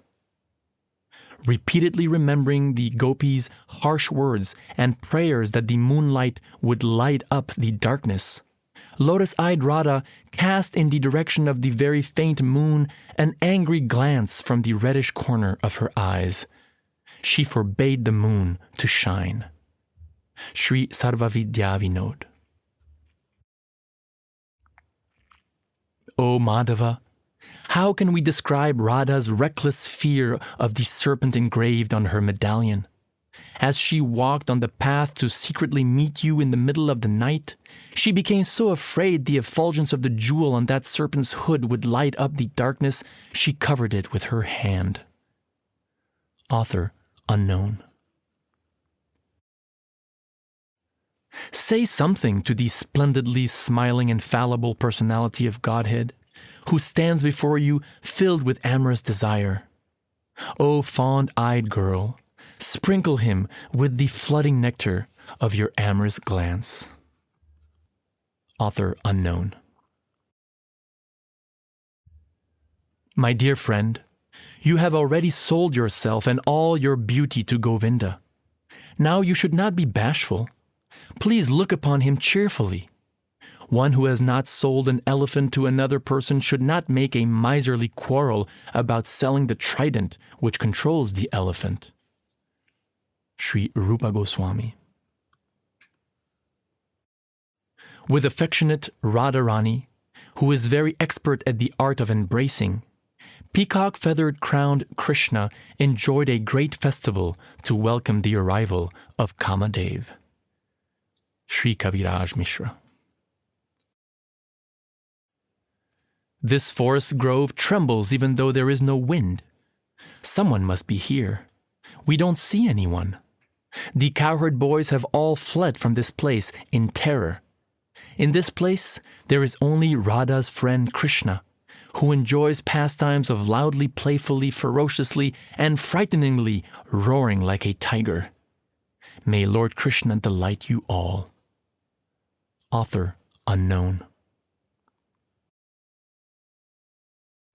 The gopis said, "What passionate lover made this couch of new flower petals here in the middle of this solitary grove of Nikula trees?" I pray that Sri Radha Madhava's smiling glances at these joking gopis may protect you all. Sri Rupadev. A very young Gopa said, "Krishna, deep in the forest I found your forest garland and peacock feather necklace in this gopi's hair. Someone must have taken them from you. Please take them back." Hearing these words, Radha and Madhava glanced at each other. All glories to their gently smiling, embarrassed glances. Sri Lakshman Sen. O girl whose breasts are like water pots, you are very tired. Why churn yogurt now? At this moment, Lord Murari sweetly plays his flute in the forest. Sri Rupa Goswami. My mother-in-law is suspicious. My sisters-in-law watch my every move, licking me with their eyes. My husband sighs with jealousy. My enemies sniff about to discover my intentions. I cannot go with you now. From a distance, please accept my respects with folded hands. What is the use of these crooked sidelong glances? O friend expert at relishing transcendental mellows, these endeavors to convince me to go with you are all useless. Author unknown. When Lord Krishna arrived in Radha's courtyard for their rendezvous, his tinkling ornaments sounded as the cooing of cuckoos and other birds. He suddenly heard the door open, and he also heard the continual jingling sounds of conch shell bracelets. When he heard the arrogant Jarati call out, "Who's there? Who's there?" he became pained at heart.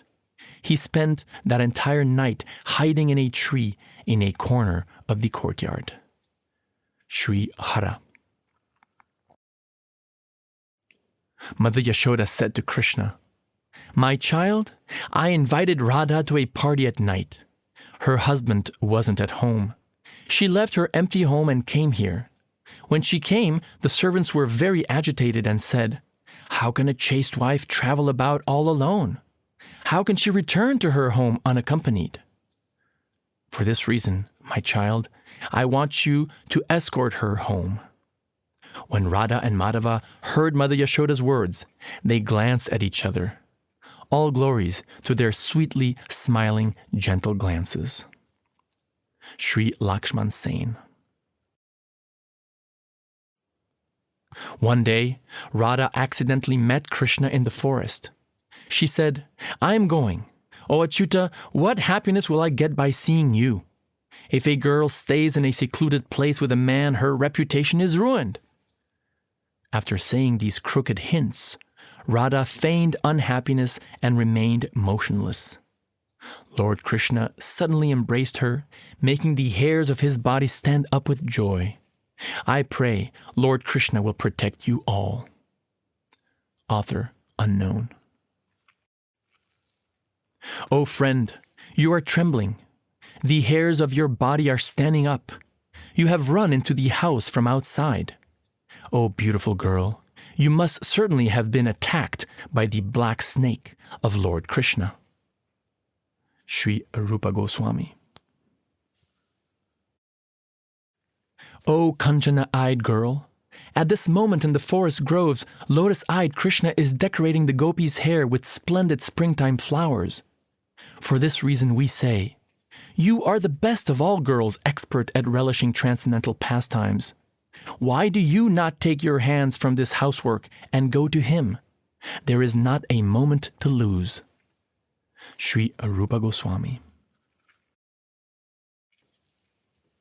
One day, as Radha was hurrying to meet Krishna in the forest, a gopi friend met her and asked why she was hurrying so quickly. Radha said, I'm embarrassed. Has lightning struck my door? Does the Yamuna flood my house?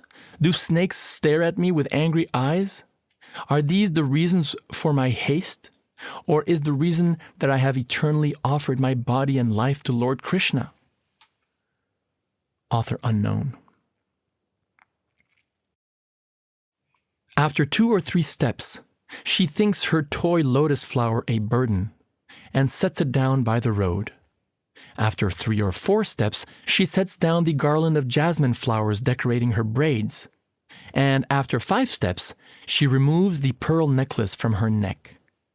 Then, slender Radha, unhappy that the meeting is so far away, and her heart trembling with love for Krishna, rebukes her hips for being so heavy. But she cannot abandon them, and so she is forced to carry them. Author unknown. O messenger friend, why don't you stop decorating me with flowers and decorate the bed in this forest cottage instead? Look, playful, blinding darkness now covers Vrindavan forest. My heart hopes that there I will meet Lord Krishna, the Prince of the Gopas. Sri Raghunath Das. My friend, perhaps some other woman enticed Krishna with lute music. Perhaps she won him in a gambling match. The night is very beautiful. The Shefali flowers are in bloom. The moon has already half traversed the sky. Some other woman has lured my lover, Krishna. Otherwise, why is he so late in coming here? Author unknown. Unhappy sleep does not come near me. My heart counts his virtues, but not his faults. The night ends, but my desire to meet him does not end. My body has become weak and thin, but my love for him has not become weak at all. Sri Kanka. Messenger friend, get up. Let us go. The hour is past, and still he has not come. A girl who can remain alive in this situation certainly has the god of life in her control. Sri Kanka. At daybreak, seeing marks of red lac on Krishna's forehead, the impression of armlets on his neck, black mascara on his mouth, and the red betel stains around his eyes, doe-eyed Radha suddenly stopped sighing. Decorated with intense anger, she was like a red lotus flower. Sri Autkala. What is the use of these lies? Stop. Stay, O debauchee, with the girl who placed these glistering red scratch marks on your chest. What do you want with an honest girl like me? Sri Rudra. filled with hundreds of lusty desires. Your beautiful new mistress pretends she loves you in her heart. I'm not like her. What is the use of pretending to fall at my feet? Sri Rudra. O Madhava, even when you do not wear ornaments, you enchant my heart. How much more enchanting you are, decorated with the nice scratch marks of this other girl. Sri Vishwanath. Now all my endeavors have come to an end. Now my heart is crushed. Now my last hopes have left, and I'm on the verge of giving up this life. Now the cuckoos, springtime, moon, and all the others famous for killing lovers separated from their beloved torment my heart. Sri Purushottama Dev. Dear Mr. Cupid, please do not excite me by throwing your arrows at my body. Dear Mr. Air, please do not arouse me with the fragrance of flowers. I am now bereft of Krishna's loving attitude, and so, under these circumstances, what is the use of my sustaining this useless body? There is no need for such a body by any living entity. Sri Purushottama Dev. Now you should be angry with this expert cheater, Krishna. Being gentle to a debauchee will bring only suffering. Sri Rupa Goswami. Say it. What is the use of these tricky lies? Beloved, go now. It is not your fault at all. Destiny is against us. If you love me, do this. Alas, what suffering I have not seen in this wretched, fickle life. Sri Amaru.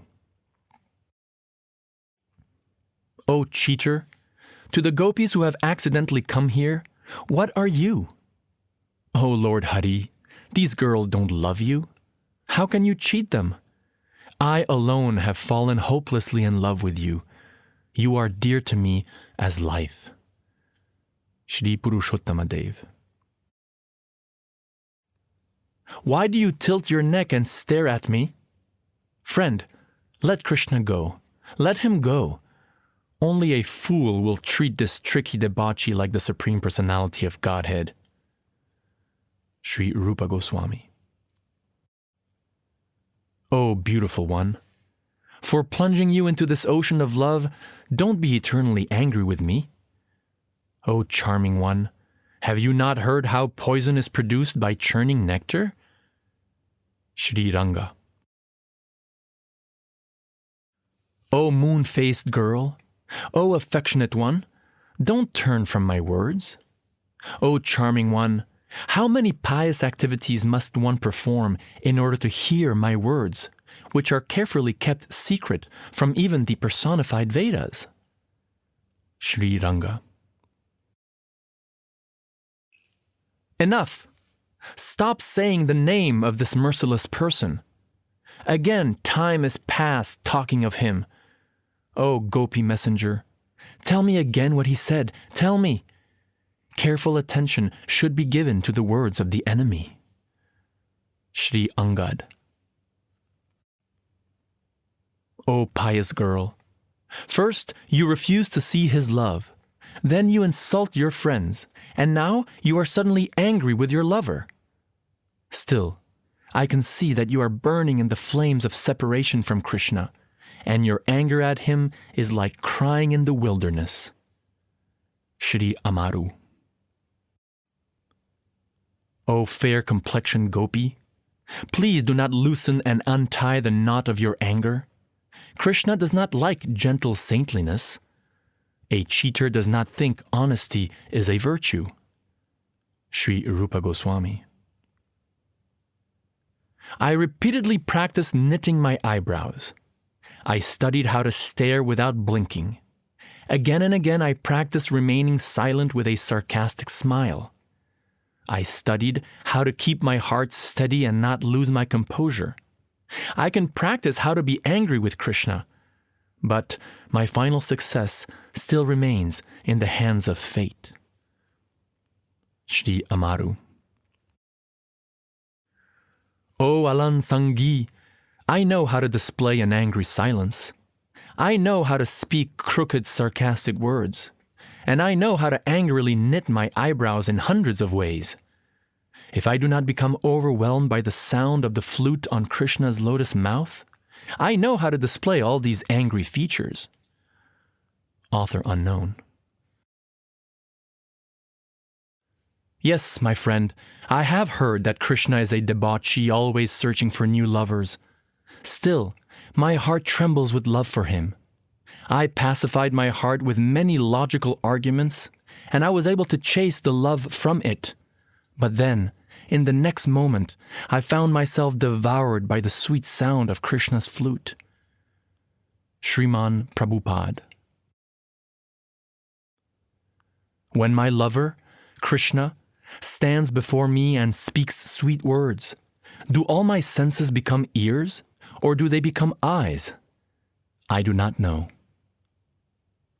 Author unknown. When I gaze at Krishna, the creator Brahma does not transform all my senses into eyes. When I hear about Krishna's transcendental qualities, Brahma does not transform all my senses into ears. When I speak with Krishna, Brahma does not transform all my limbs into mouths. Brahma does not know anything about drinking the nectar of Krishna. Sri Sharana.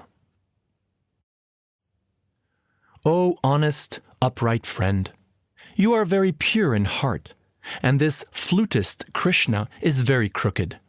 Because he is so crooked, with his form bending in 3 places, the crooked Vaijayanti garland finds it very easy to rest on his chest.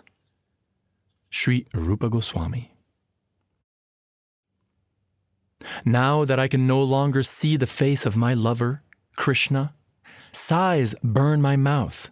My heart is torn from his roots. Sleep refuses to come to me. I cry day and night. My limbs have dried up, and I simply wait for the footsteps of my beloved Krishna. O friends, what quality of Krishna will I remember so I may become angry with him? Sri Amaru. You refuse to eat. You have stopped all activities of the senses. Your eyes are fixed on the tip of your nose, and your mind is fixed on a single thought. You are now silent, and you see the entire world as a void. Friend, please tell me, have you become a mystic yogini, or are you wrapped in meditation on Krishna? Author unknown. Separation from Krishna is better than meeting him. When I meet him, there is only one Krishna. But when I am separated from him, the 3 worlds become filled with Krishnas. Author unknown. His heart agitated in separation from a certain gopi, Lord Krishna sat down in the dark shade of the Vedasi trees by the Yamuna's shore. Without using his tongue or palate, he played flute melodies as sweet as the warbling of the cuckoos. May those melodies protect you all. Author unknown. In the presence of his elders, Krishna moved his head so its shadow appeared at Radha's feet.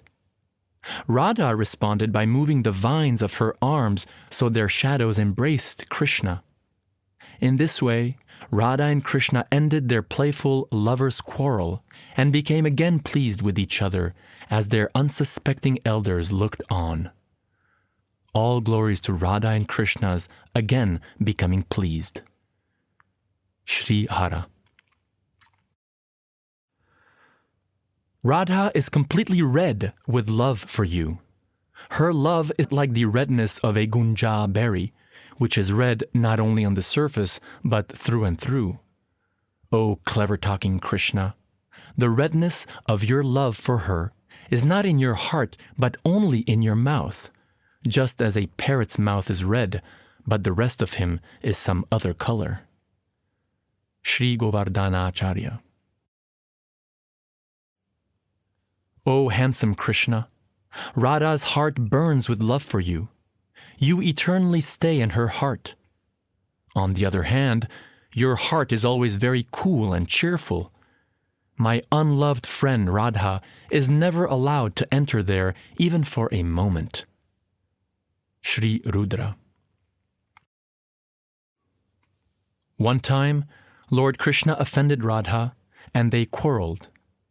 Afterwards, Krishna disguised himself as a gopi, fell down at the feet of one of Radha's gopi friends, pacified her, and by her arrangement was able to enter Radha's house. When Radha was alone on her bed, disguised Krishna approached her bedside and began to massage her body. The touch of his hand reminded her of Krishna. Still thinking Krishna to be a gopi, she said to him, "Ah, you must be very unhappy. Krishna must have forsaken you as he has forsaken me." She looked into Krishna's eyes. After that, she slowly and very happily fell into his arms. Author unknown.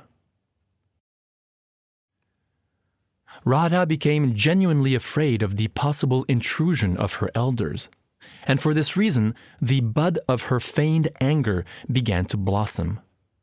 Her dear and intelligent gopi friend cast a meaningful glance at Krishna to apprise him of the situation. He understood. He took his leave and went to the cottage of vines by the Yamuna's shore, only to meet Radha again in that more secluded place. Author unknown. Walking in the Madhavi Grove where there were many bumblebees, intelligent Madhava played very beautiful music on his flute, which was like a fish hook to catch the fish of the gopis' hearts. Author unknown. This is a good path. Don't think there are obstacles here. I have seen this path with my own eyes. It leads to the Yamuna's waters where there are splendid blue lotus flowers. On the shore is a tamal tree, and in the grove nearby, the male cuckoo of the Supreme Personality of Godhead enjoys pastimes. Sri Sarvavidya Vinod. Who are you? I am a gopi messenger sent by Madhava. What is his message? He says, "O beloved, please don't be angry with me. That rascal has given his heart to another girl. O friend, he never stopped worshipping you for a moment." Radha was pleased by the nectar of this conversation. Disguised as a gopi, Krishna brought her to a cottage in the forest grove, and then revealed his real form. May smiling Lord Krishna protect you all. Sri Vasava. It is spring. This forest is very secluded. You are a young girl and I am an amorous young boy. O Radha, come to me. If you hesitate for a moment, you will simply become the object of your friend's clever teasing jokes. Author unknown. My lord, you are mistaken. This forest is dense and dark. I am a young girl all alone. This place is completely covered by the shade of these tamal trees. O handsome Krishna, please leave me here at once. When Krishna heard Radha's words, he at once embraced her. May passionate Lord Krishna protect you all. All glories to the Gopa Krishna, who as he was drawing pictures of dolphins on Srimati Radharani's water pot-like breasts, became so agitated he was unable to draw a single straight line. Author unknown. O Lakshman, now that I am separated from Janaki, these rain clouds torture me, and these cruel breezes blowing from the Kadamba flowers violently strike my heart. As Radha heard sleeping Krishna's description of his feelings of separation in a previous birth, she became frightened and filled with jealous anger. May dreaming Lord Krishna delight you all. Sri Shubhanka. silencing her anklets by placing them on her arms as golden armlets, and carefully observing Krishna's eyes for any sign of his becoming startled, smiling Radha stole the flute from his lap. Sri Daityari Pandit. O flute who is so dear to Krishna, when you grant me your mercy, I will also give you many benedictions in return. I will bless you, saying, may you become faultless. May your heart become filled with the nectar from Krishna's lips. May you become very eloquent. May you become charmingly slender. May you become the object of Lord Krishna's worship. Sri Govinda Mishra. O flute, you have blessed me by giving me the emptiness in your heart, your lightness, the dryness of your body, and your eloquence in constantly chanting the holy name of Krishna, the King of Braj. Why do you now not give to me the nectar of Krishna's lips, which you drink, turn into song, and shamelessly use to enchant the entire world and bring it under your control? Sri Govinda Mishra. May Lord Keshava, who, sweetly playing the flute, a peacock feather in his hair, blackened with dust, decorated with a wilted forest flower garland, tired, handsome, and a festival of happiness for the gopis' eyes, returns with the Surabhi cows at the day's end, grant auspiciousness to you all. Author unknown. O Keshava, my eyes are now filled with the dust raised by the cow's hooves, and I cannot see anything. I have stumbled and fallen to the ground. O Lord, are you not kind to the fallen? You are the only shelter for all women distressed at heart. I pray, Lord Hari, to whom a gopi spoke these words, will protect you always. Author unknown. His flute tucked into his belt, one lotus hand on a Surabhi cow's back, and the other holding a stick, lotus-eyed Krishna entered the village of Braj. Author unknown.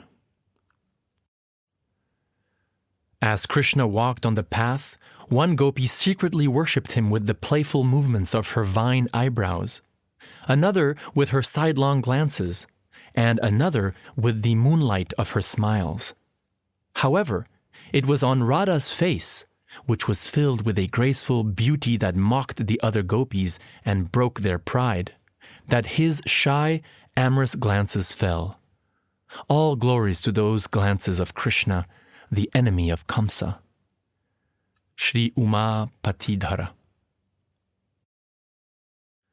May Gokulapati Krishna's lotus face, with neck tilted, earrings touching his shoulders, a splendid peacock feather decorating his hair, bending vines of his eyebrows moving restlessly, a flute on his lips making sweet music, and an amorous sidelong glance falling on Radha's face, protect you all. Sri Lakshman Sen. May Radha's lover, Krishna, who, resting the flute on his cheek and shoulder, placing the flute's mouth to his bimba fruit lips, and gently blowing, making a very sweet sound, his necklaces slightly swaying as he moves his arched fingers over the flute's holes, protect you. Sri Nak Toka.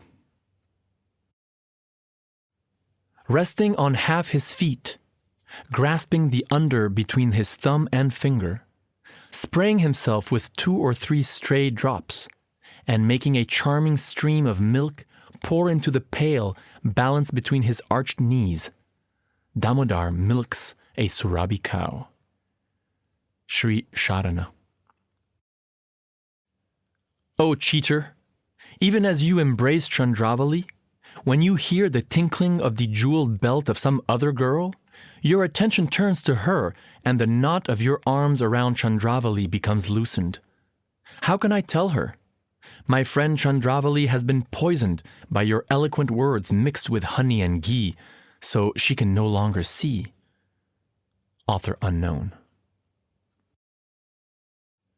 May Krishna, on whom, as he playfully lifted tall Govardhan hill with his lotus hand, Mother Yashoda gazed with fear and pain, Radha gazed with pleasure to see the transcendental qualities of her lover, the small, naked Gopa boys happily gazed, thinking they were as strong as he and could also lift the hill if they tried. And Maharaj Nanda gazed with simultaneous terror, delight, and wonder. Protect you all. Sri Son Noka. O Krishna, for a long time you held up Govardhan Hill without any help. You must be very tired now. Please sit down and rest. All of us will hold the hill in your place. Krishna then shifted a small portion of the hill's weight onto the raised arms of the cowherd men. When they felt the pressure of the hill, their arms became bent and they began to scream. May Krishna, who smiled to see all this, protect you all. Sri Sarana. You must be exhausted by now. Let go of the hill and we will hold it for you. When he shifted a little of the hill's weight, and the arms of the cowherd men began to become crushed, Krishna began to smile. All glories to Krishna. Sri Subandhu. Please go far away from the path of Krishna's eyes. O slender girl, don't make Govardhan Hill fall from his hand because he is absorbed in gazing on you. When Krishna heard the gopis' words to stop Radha, he sighed and the hill began to slip from his hand.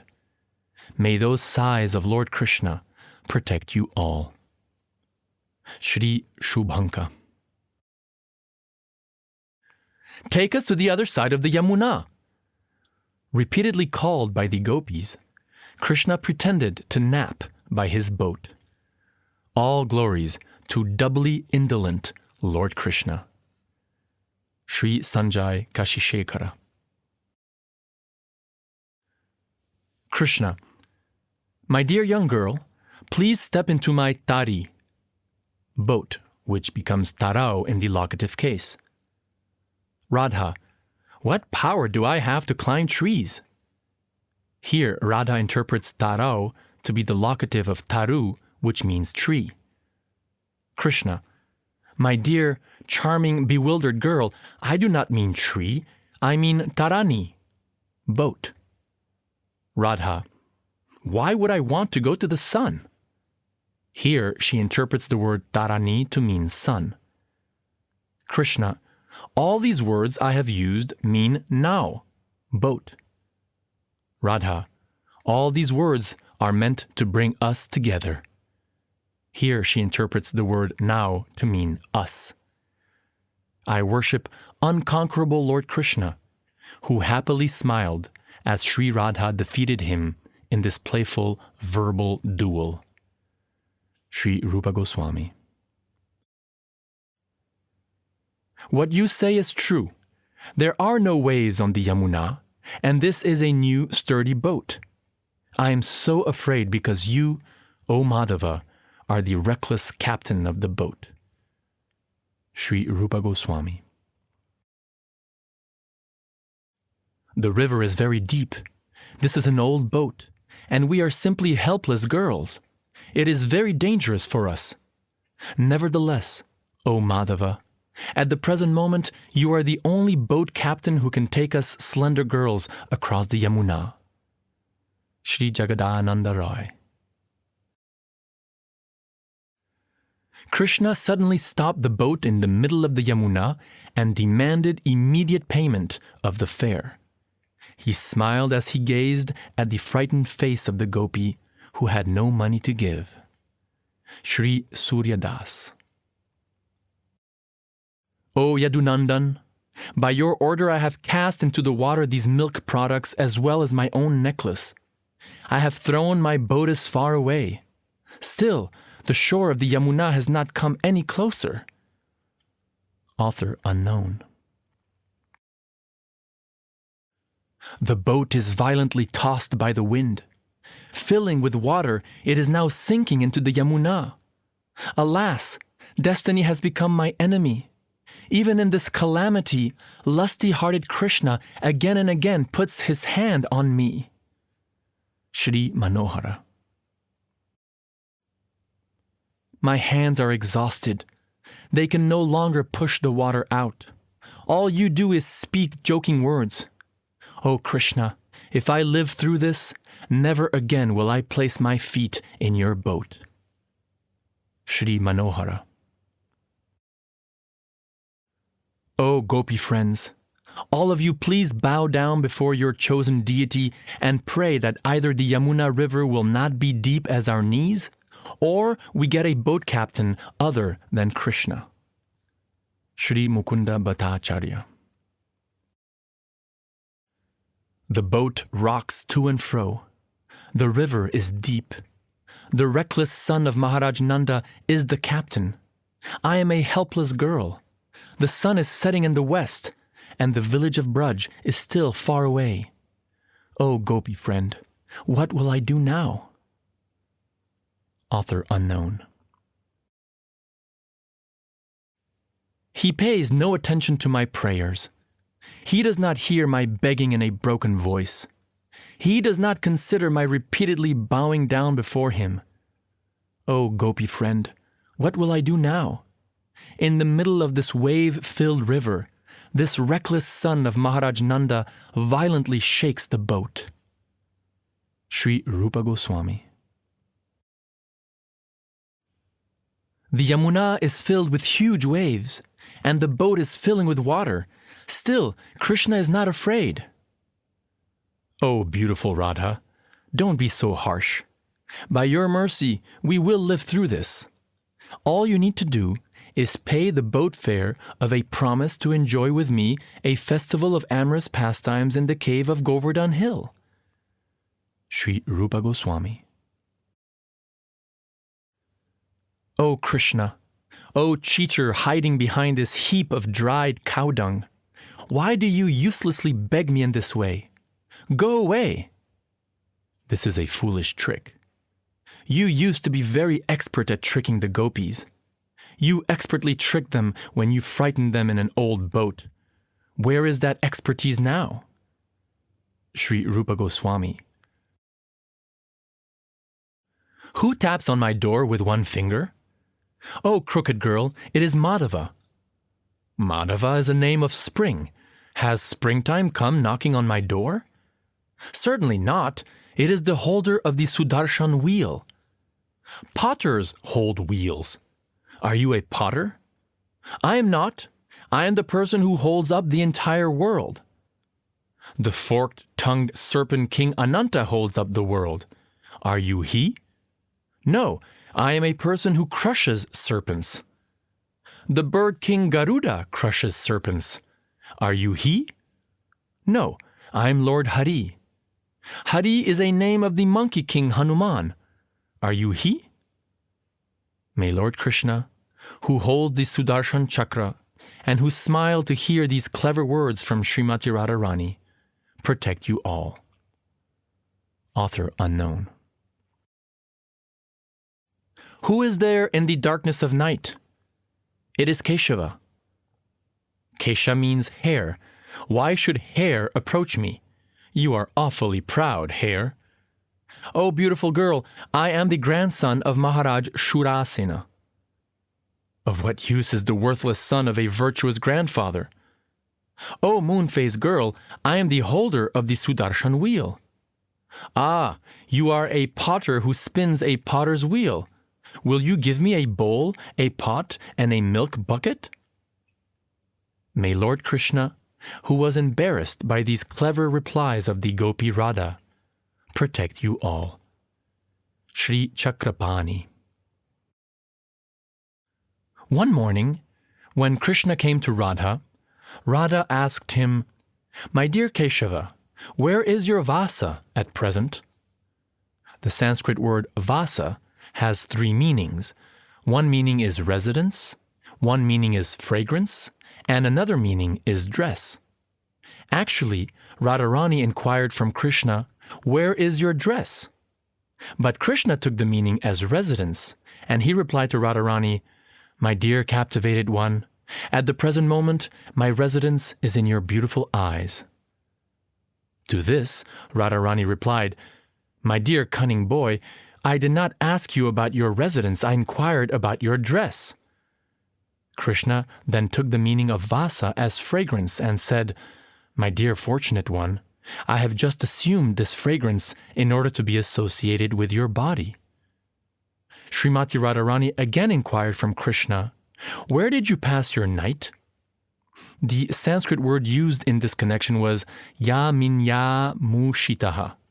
Yaminyam means at night, and ushitaha means pass. Krishna, however, divided the word yaminya-mushitaha into two separate words, namely yaminya and mushitaha.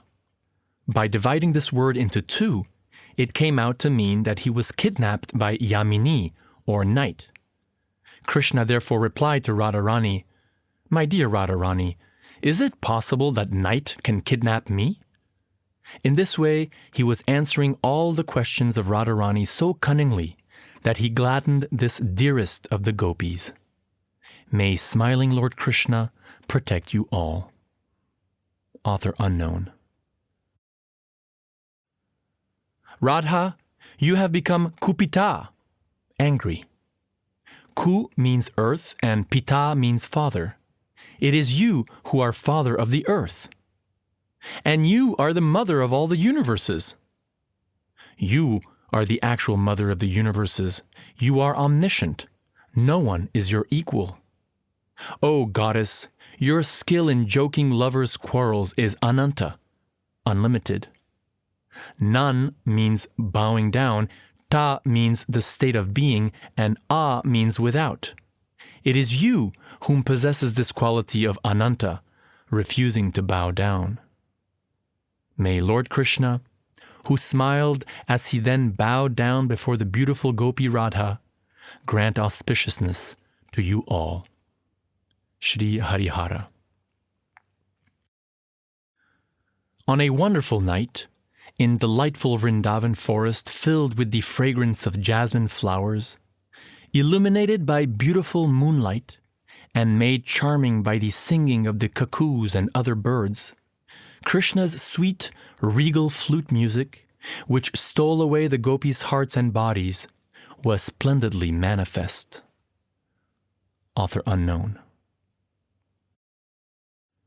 Filled with the sweet nectar of Krishna's lips, the playful sound of the flute delighted the does, the doe-eyed gopis, and the sages. Shri Madhavendra Puri. May Krishna, who thirsted after the honey of the gopis' lips, and whose playful, talkative flute made the gopis tremble, protect you from all dangers. Shri Madhava Chakravarti. Mother, don't stop me. Let go of my hand. I am going to Krishna. Because Krishna's bold messenger, the flute, calls me, I cannot stay here. Sri Rupa Goswami. The top of his head kissed by a crown of peacock feathers, his garments the color of gold, a karnikara flower on his ear, his heart swept away by waves of amorous desire, the flute placed to his expert musician lips, and his eyes decorated with crooked sidelong glances, Lord Krishna, whose form is the full development of all transcendental bliss, was worshipped by the slender-waisted gopis in the forest of Vrindavan. Shri Jivadas Vahinipati. All your garments became disarrayed as you ran here through the forest at night. I think you must have been repeatedly attacked by some demon. Aha! What fear can remain as long as my arms, which swiftly turned the demons' wives into widows, are present? O doe-eyed girls, all of you go home and enjoy pastimes on the chest of your husbands. I will take care of this demon. Sri Rupa Goswami. What is the overwhelming thirst that troubles your hearts in this pleasant, sacred forest of Braj? O pious girls, please return to your homes. Do not sin. Within my sight, the path of religion will never be broken. Sri Rupa Goswami. Note, these ambiguous words may also be translated as follows. What is the overwhelming thirst that troubles your hearts in this pleasant, sacred forest of Braj? O pious girls, please do not return to your homes. Stay here. Within my sight, the path of religion is never broken. Why do you teach us the path of religion? Be kind. Teach your bad-mouthed disciple the flute. Alas, alas! Your bold flute robs our modesty and carries our hearts to the Supreme Personality of Godhead. Teach it not to call us here. Sri Rupa Goswami. The gopi's arms around his waist, the hairs on his body standing up in joy, and his eyes restlessly moving, Krishna plays the flute. I bow down to offer my respects to Sri Krishna, the only worshipable Lord for the entire world. Shri Purushottama Dev. With tears in her eyes, angry Radharani left the nectarian pastimes of the rasa dance and fled to the Yamuna's shore. His bodily hairs standing up, Krishna followed her footprints. He eventually caught up with her and obtained her merciful glance. May Lord Krishna's successful appeal to her bless you all. Sri Bhatta Narayan. O Tulasi, you are very beautiful. O jasmine vine, you are filled with splendid blossoms. O land-growing lotus flower, you are very lovely with all these bumblebees. O friends, please tell me at once, in which cave did Nandanandan, the king of cheaters, go? Sri Rupa Goswami. Did you see where Madhava went? He took one Braja girl and left. O friend, we are all cheated. If you want to find Krishna, then divide into groups of 2 and go everywhere searching for him. Saying these words, Krishna, disguised as a gopi, at once took Radha's hand and went with her deep into the forest. May Lord Krishna protect you all. Author unknown. O Prince of Braj, who can say whether you are at fault or not at fault for abandoning this girl? Who can say whether your actions are auspicious or inauspicious? Still, O tilak marking of your family, my cruel heart remembers how this girl entered the dangerous forest for your sake, without caring for her own self. Shri Ramachandra Das. Displaying his own splendor, Lord Krishna appeared in the middle of the rasa dance circle. He was fragrant with musk, and the flute was placed to the moon of his lips. The dancing gopis gazed at him, and he glanced at them with pleasure. May Lord Krishna, who moved his feet in the rasa dance, protect you. Author unknown.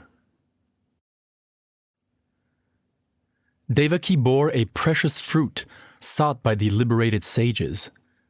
Yashoda protected that fruit, and now the gopis taste that fruit to their heart's content. Sri Dakshinatya.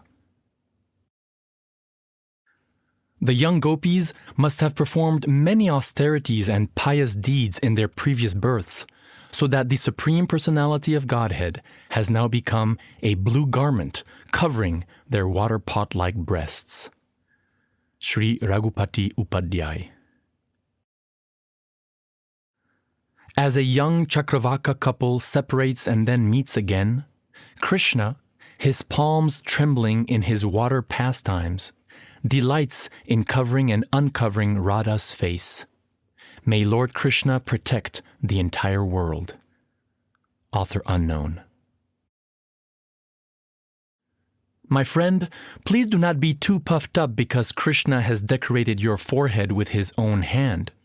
It may be that Krishna is yet attracted by some other beautiful girl. I see that the decoration on your forehead is very nicely made, and so it appears that Krishna was not too disturbed in painting it. Otherwise, he could not have painted such exact lines. Sri Damodar. When the Priyara trees bloom everywhere in Gokula, their flowers are like a host of moons decked in yellow garments. Sri Govardhanacharya. Note, the second meaning hidden in these ambiguous words is, when the Priyara trees bloom everywhere in Gokula, then Chandravali becomes dear to Lord Krishna, who wears yellow garments. The second meaning implies that Chandravali is not beautiful by herself, but only is beautiful when surrounded by beautiful things, such as Priyara flowers. We are conquered by your friendship. For this reason, we will tell you something. O beautiful one, if you again go to the Yamuna, don't go to the Kadamba forest. In that place is a great splendid darkness. When that darkness even lightly touches the corner of a young girl's lotus eyes, she is never again able to see her husband's house. Sri Govinda Bhatt. The whole day has been dark with clouds, and now, at sunset, you are eager to go to the Yamuna's shore for flowers. Go ahead. What is my distress? When I see the deep thorn scratches on your breast, I become afraid some crooked man will attack you. Sri Karnapur. O pious girl, if in your heart you wish to go to the Yamuna, then please follow my advice and don't go to the Ashok Grove. Or if you go there, don't go alone and listen to the sound of Krishna's flute in that secluded place. Sri Taira Bhukta Kavi. O restless girl, don't delay. Fill your jar and go home while Krishna's flute does not recite its mantra charm. Sri Rupa Goswami. Hiding behind a Kadamba tree to the Yamuna's shore, and suddenly beginning to play his pastime flute, Lord Mukunda made the gopi dipping her jar in the water turn her face. Author unknown. My gopi friends have already gone home, and I am left behind carrying this big, full jar. O son of Nanda, if you touch me now that I am all alone, I will immediately give up this life in your presence. Sri Rupa Goswami. The moving forest flower garland must have wiped the sandalwood paste from your breasts, and the movements of the shark-shaped earrings must have destroyed the pictures of sharks drawn on your cheeks. O rascal gopi, this slender body was washed of these things by the water's playful waves. You speak the truth. Even now you are jubilantly submerged in the nectar waters of the Yamuna. Sri Rupa Goswami. Note: in this verse, a gopi friend accuses Srimati Radharani of enjoying pastimes with Krishna. The gopi says that the sandalwood paste on Radharani's breasts must have been wiped away by Lord Krishna's flower garland when he embraced her, and the picture of the sharks drawn on Radharani's cheeks must have become destroyed by Krishna's shark-shaped earrings when he kissed her.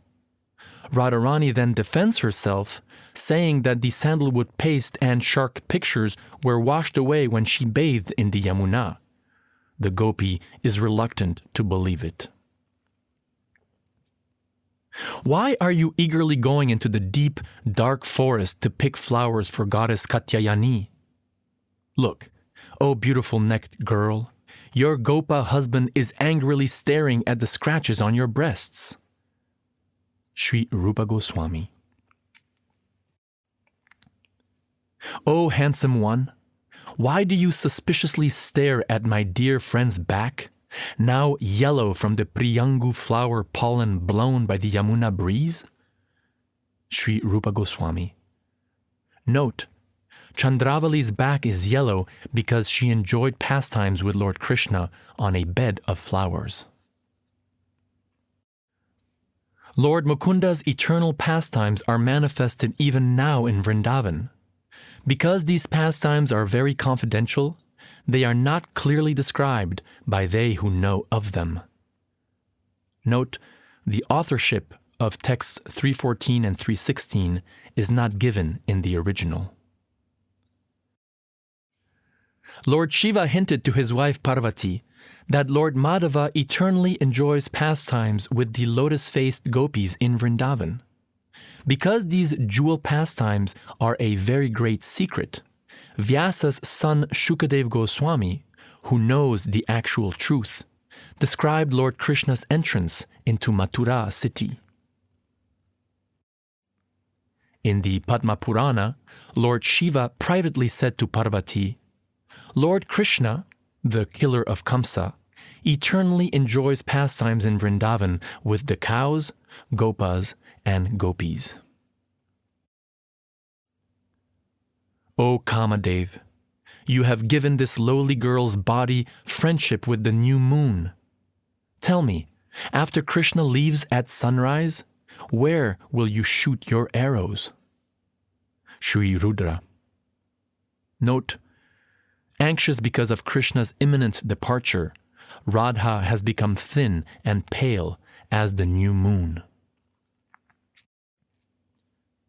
The bracelets repeatedly slide from my wrists. My tears fall without interruption. Peacefulness will not sit in my heart for even a moment. In his heart, my beloved has decided to go. Everyone has come. Now he is about to go. O my life, how can my dear friend be abandoned? Sri Amaru. A blind girl, on the path of whose eyes even the shadow of a form never entered, decorated the city of Mathura. When she heard that Mukunda had entered the city, she at once took a bandukara flower offering in her hand and went to meet him. Sri Vani Vilas. Fie on our large beautiful eyes reaching to our ears. By continually shedding tears, they interrupt our vision of the young man the girls of Braj saw. Sri Taira Bhukta Kavi. The same intensely blissful, limitless, eternal, unborn Supreme Brahman, whom the yogis worship in a trance of meditation in order to directly see for a moment, was completely conquered by the fortunate young girls of Braj. Hundreds of times they happily spoke with him, kissed him, and embraced him. Sri Vahini Pati. O dear friend, the lotus flowers in the lake remain with petals unopened, and the flowers in the forest refuse to blossom. From this I can understand that the handsome son of Maharaj Nanda has not yet returned to Braj village. Sri Kumara. When Krishna was about to leave, and I heard him say, "Now I will go," I remained peaceful. As he was leaving, he continually fixed his eyes on me, even from a distance, and I responded by ignoring him and turning from him. When I returned to my empty house, the breath was still present in my body. O friends, look, I, who love only my own life, am pretending to cry. Sri Rudra. 3 hours have passed. 6 hours have passed. 9 hours have passed. The day has passed. Alas, alas, what will I do? I do not see Krishna's face. Sri Shankara. O friend, The moon who pretends to be a young Gopa will never again be seen dancing and playing ball with a flower on the Yamuna's shore. Sri Shashti Das. Oh, my friend, girls who can see their lover in dreams are very fortunate. As for me, since Krishna left, my enemy sleep has left me for good. Sri Danya. It is the same springtime. It is the same forest. It is the same tree. Everything is the same as it was then. But alas, alas, that person whose delicate body is splendid as a fresh rain cloud, that person who is the first incarnation of Kamadev, is nowhere to be seen. Sri Sanjay Kashishekara. My Lord Govinda, because of separation from you, I consider even a moment a great millennium. Tears flow from my eyes like torrents of rain, and I see the entire world as void. Sri Chaitanya Mahaprabhu. My trembling heart is torn, but will not break in two. My wretched body is stunned, but will not lose consciousness. A fire burns in my body, but does not turn into ash. Fate wounds my heart, but will not destroy my life. Sri Bhavabhuti. O fate, go move the rain cloud. Please the Chataka birds. Make the peacocks cry, Keka. Make the Kitaki flowers bloom. When a lover separated from his beloved faints and loses consciousness, that drives away the pain. O merciless fate, why do you again afflict him with the disease of consciousness? Sri Bhavabhuti. I have already seen the sky gray with Ketaki pollen. I have seen the river's shore filled with new banana flowers. I have already tolerated the breeze blowing from the Kadamba flowers. Oh, friends, wipe your tears. Give up your anxiety. Why are you unnecessarily pained? I am made of thunderbolts. I will be able to withstand the ferocious attacks of all these things. Shri Rudra. This is the same river. This is the same moonlight. This is the same shore of the Yamuna. This is the same forest. These are the same jasmine-scented breezes. O love, more dear to me than life, you have now become unattainable for me. Shri Hari Bhatta. O Yadunath, when will my friends come running from all directions with full moon faces to tell me that you have come? Shri Taira Bhukta Kavi. O my Lord, O most merciful Master, O Master of Mathura, when shall I see you again? Because of not seeing you, my agitated heart has become unsteady. O most beloved one, what shall I do now? Shri Madhavendra Puri. If I must remain alive in this way, eternally hanging by a single thread of hope, then why did the supremely benign Creator Brahma not create a deadly poison to save me? Raghunath Das. When the mango trees begin to bloom, this fickle life becomes eager to depart. The Lord of my life is not here. That alone is the intense pain that afflicts me. Shri Ranga. O friend, I don't suffer because I am separated from Krishna, the moon of the Gopas. I suffer because Krishna is now in Kamsa's city, which is filled with cruel demons. Sri Raghunath Das. O Shishira season, please spread the fragrance of these jasmine flowers.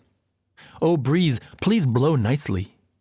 O moon, please illuminate the directions.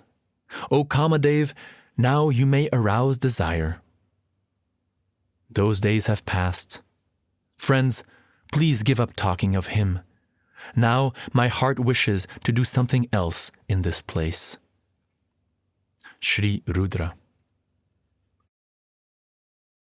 O friend, if Yadupati Krishna will not come here, let him not come. If, out of separation from him, my life breath goes away, let it go. The fact that I will never again see the moon-like face of Krishna is a great thunderbolt striking my heart. Shri Hari Bhatta. Let this body die. Let its elements merge with the other elements. I bow my head before the Creator Brahma and beg from him the benediction that the water of my body may enter the waters of Krishna's lake, Shyamakund. The fire of my body may enter Krishna's mirror. The ether of my body may enter his courtyard. The earth in my body may be placed before his path, and the air in my body may join the breeze created by his palm leaf fan. Sri Shanmasika. Let Krishna embrace this maidservant who has fallen at his lotus feet. Let him trample me or break my heart by never being visible to me. He is a debauchee, after all, and can do whatever he likes, but he is still no one other than the worshipable Lord of my heart. Sri Chaitanya Mahaprabhu. Now, who will take half-chewed betel nuts from his own mouth and place them in mine? Now, who will subdue me with sweet words when I depart from the path of righteousness? Now, who will call, "Come, come," wave his arm and place me on his lap? Now, who will retie my peacock feather when it falls because of my pastimes? Shri Taira Bhukta Kavi. O moon-faced girl, because the reactions of my past deeds have become mature, I walk on a solitary forest path, or away from the path, and I flood the universes with my lamentations filled with loud moans and incessantly flowing tears for you. Shri Taira Bhukta Kavi. Among the Brijabasis, the gopis are the best, and their best quality is their sweet words. Among the gopis, there is one who is the best, and her best quality is her crooked, sidelong glance. Author unknown. On the day we met, your love suddenly appeared without the slightest cause. Your love is not diminished by my offenses, nor increased by my prayers. It is full of nectar, and it destroys the sufferings of the three worlds. How can I easily describe your intense love for me? Author unknown. The possibility of our conversing is very distant. So be it. The possibility of my embracing your transcendental body is also distant. So be it.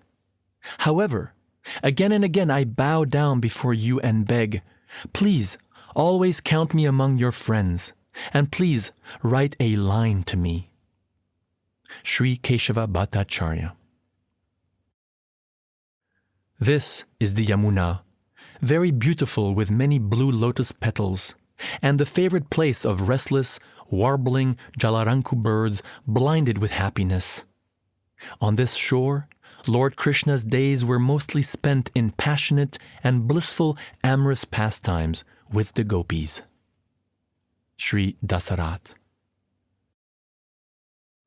In the past, the Yamuna would every day become muddied with the black musk anointing the Brajagopis' bodies and breasts. Now that Krishna has left, the water is twice as muddy, but this time with the mascara washed away by the gopis' constant tears. Sri Sarvananda. This is the shore of the Yamuna. In this place, when the cows heard the glories of Krishna, the grass fell from their mouths. When the gopis in different places heard the sweet sound of Krishna's flute, their beautiful eyes opened wide, and they trembled continually. Sri Murtaka. I offer my respectful obeisances to the gopis.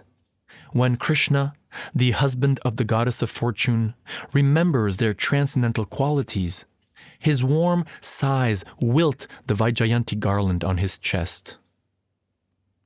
Author unknown. O gopis separated from Lord Krishna, even the great yogis are not able to travel your path. They meditate on the transcendental form of the Supreme Personality of Godhead, but the Supreme Person meditates on you. This is your rare good fortune. Author unknown. O friend, what good things will I tell you? You used to approach my rivals, speak my name, and affirm that I was the queen of Lord Krishna's life. Now, when I see this messenger, I become afraid he will tell me that Krishna's love for me has broken. I refuse to hear his message. I will not ask him any question. Sri Ramachandra Das. O beautiful thighed Radharani, don't stain your moon-like face with these tears from your eyes. Lord Hari, who is an ocean of mercy, will be merciful to you again. Sri Shashtivara Das. She rests a cheek on her hand and bathes her face in continual tears. Since the auspicious day of Krishna's departure, what method could this lotus-eyed girl employ to obtain even a moment's sleep? Sri Harihara. There is no sandalwood incense in the homes of the Vaishyas. There are no flowers in any forests. There are no lotuses in the waters of the rivers and streams. Because of the torture of separation from Krishna, no one is peaceful. Sri Harihara. O breeze, you are the life breath of all the universes. By picking up the sound of Krishna's flute and revealing the path to him, you formerly became the leader of the beautiful eyebrowed girls of Braj. O breeze from the gardens of Mathura, by touching the transcendental body of Lord Krishna, you have become very pure and cool. At this moment, you are our only protector. Sri Ramachandra Das. The gentle breeze blowing from the place where you stay makes the hairs of her body stand up. She satisfies her eyes by showing them the beautiful picture of your transcendental form. Her ears are sprinkled with the nectar of your name. Her words filled with songs in the fifth raga. Day and night, this slender girl stays by the window overlooking the path where you might return. Sri Trivikrama. Flames of amorous yearning burn in her body. The mark of rapt meditation rests in her eyes. Her life rests in her throat. Her cheek rests for a long time on her flower bud hands. Her braid rests on her shoulders. Sandalwood paste rests on her breasts. Silence rests in her words. These things rest firmly in their places, but her heart and mind cannot rest anywhere without you. Sri Kshemendra. When she sees that you, her beloved, the splendid moon that dispels the darkness in the courtyard of the sky, have gone far away, her sighs become like lotus buds. Her face becomes like a lotus flower with petals closed. Her love for you becomes like a churning ocean of milk with great waves, and her eyes become like two melting Chandrakanta jewels. Sri Bhima Bhatta. O cheater Krishna, you eternally stay in your lover Radha's heart, which burns with flames of separation from you. Still, Radha cannot stay for even a moment in your heart, which is as cool as ice and snow. Sri Shankara. O Mukunda, how will I describe the sufferings of this doe-eyed girl? Her sighs constantly fan the flames of her suffering. When a beautiful lotus petal is placed on her burning breast, it first becomes dried, then shriveled, then turns to powder, and then becomes a blazing dust fire. Sri Shantikara. Because the vine of her body may violently tremble, we do not fan her even with a single lotus petal. Because she may become overwhelmed, we do not sprinkle her body with sandalwood powder and water.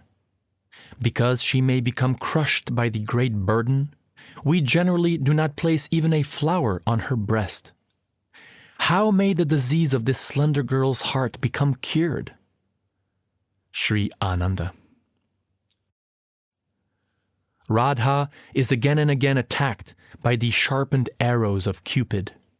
If she may live in the protection of your thunderbolt heart, that will be very good for her. Author unknown. They are blowing. Cut them with fingernails. It is blowing. Stop it with the edge of your sari. They are now entering the pastime forest. Frighten them away with the tinkling of your bracelets. O handsome Krishna, afflicted by separation from you, Radha's friends spoke about the blooming flowers, pleasant southern breeze, and cooing cuckoos in this way. Sri Shambhu.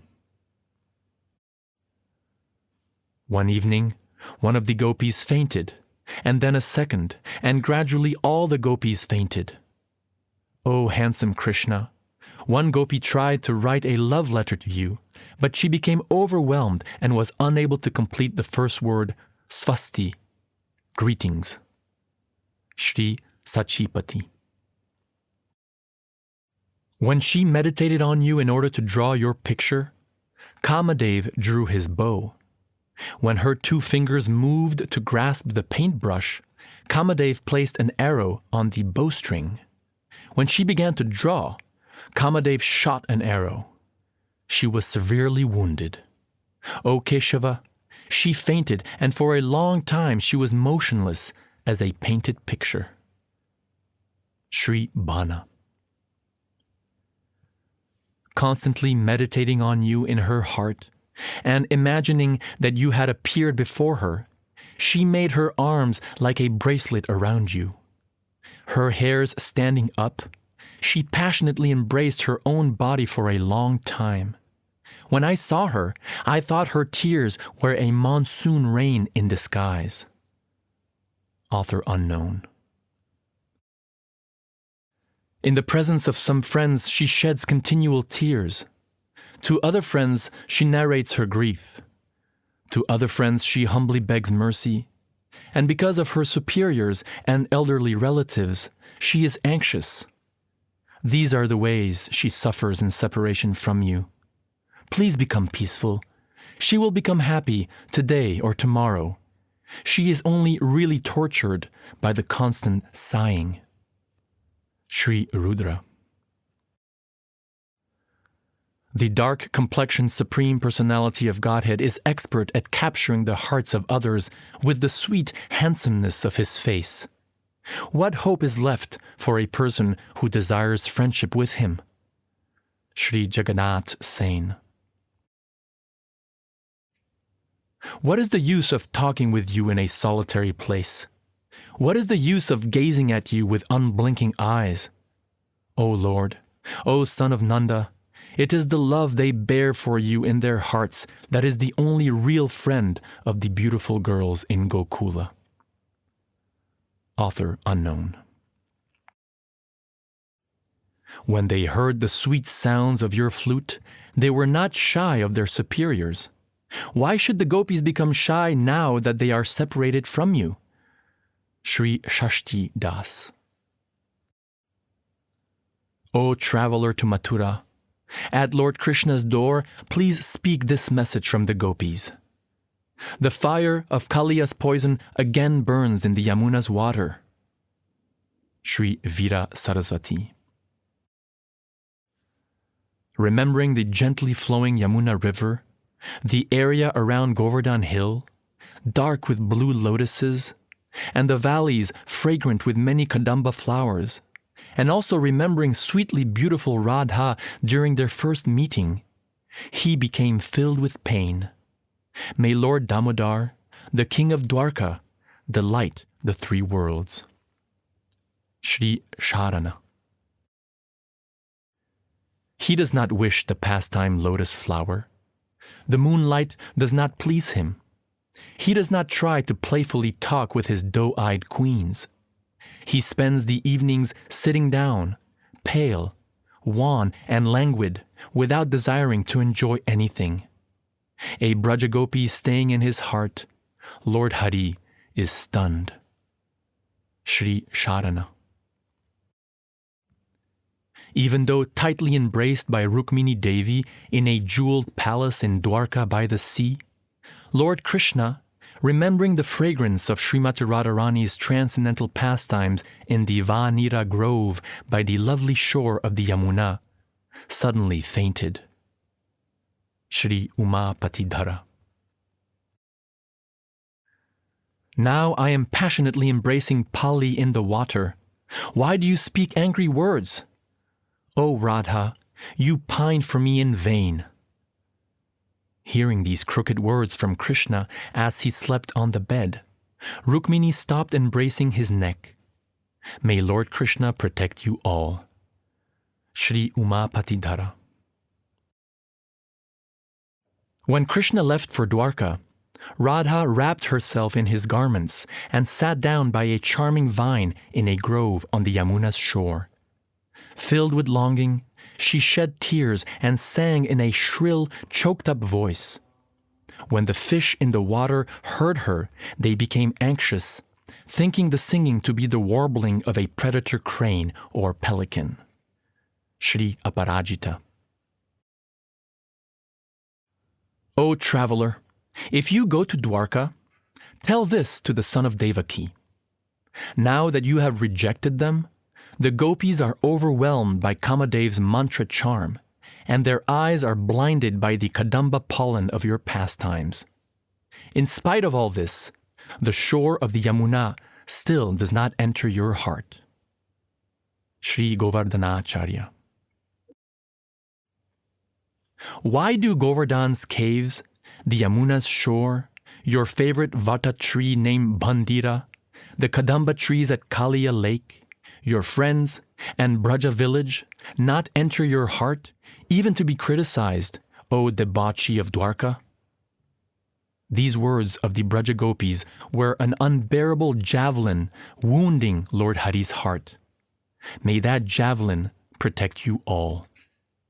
Sri Nila. The girls of Braj wrote Lord Krishna a letter that said, O Krishna, why is it that the constantly shining, charming moonlight and the constant breezes on the shore of the Yamuna are not able to cool the burning sufferings we feel? When he heard these words within his palace, Krishna began to sigh. Those sighs broke into pieces the pride of his beautiful queens. Shri Panchatang Takrit. Please don't go. Friend, it is not auspicious for you to speak these unloving words. Stay here. You can be completely independent. You can do whatever you like. You can remain completely aloof. O friend Sudama, I tell you, until I see you again, I will always remember you with reverence and love. Sri Hari. Before my home was a small shack with slanted walls, and now it is a heavenly palace. Before, I had only one old cow, and now there are many elephants moving like a great cloud. Before, there was only the occasional sound of the grinding mortar, and now there is the sweet singing of many women. This is very wonderful. How has this Brahmana attained a place like this? Author unknown.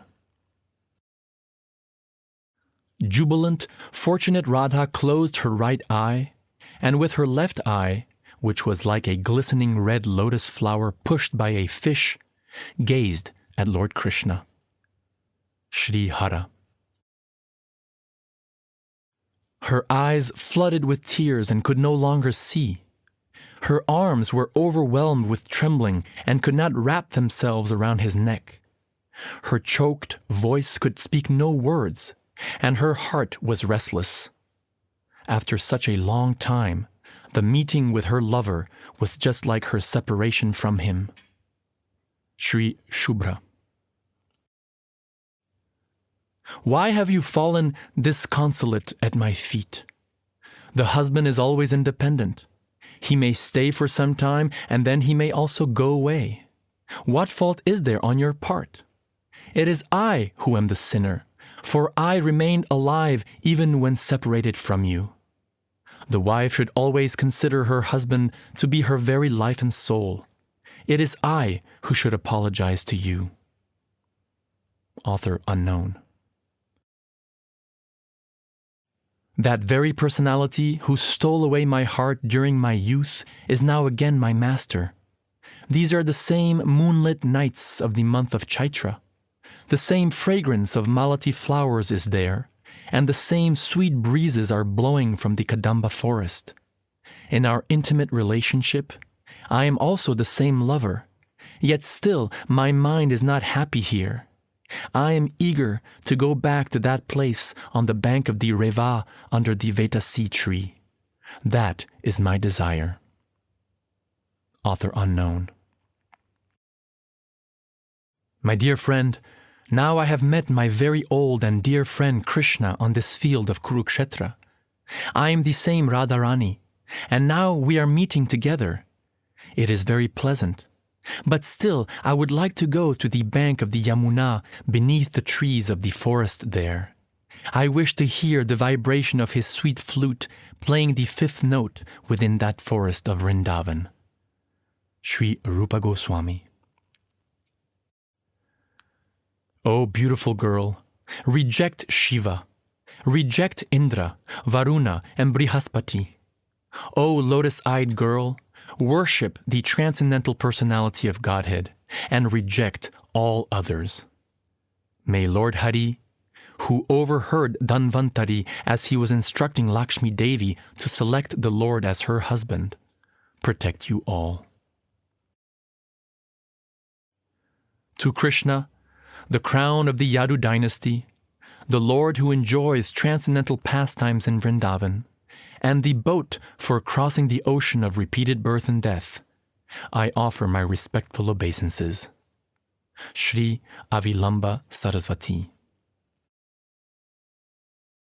May Lord Krishna's arms, which are decorated with armlets glistening because of striking the splendid summit of Mount Mandara, which eclipse the beauty of the forepart of the elephant Airavata's trunk, which break the decoration on the cheeks of the great demon's wives by turning them into widows, and which remove the sins of the age of Kali, protect you all. Sri Yogeshwara. Jayadev Goswami, Bilvamangal Thakur, and other famous authors have written many books. Without referring to their verses, the work of other, less famous authors has been assembled in this book. Sri Rupa Goswami. I pray that the young Tamal Kalpavriksha tree, expert at enjoying splendid amorous pastimes, and worshipped by the pious girls of Gokula, will grant my desire. Sri Rupa Goswami.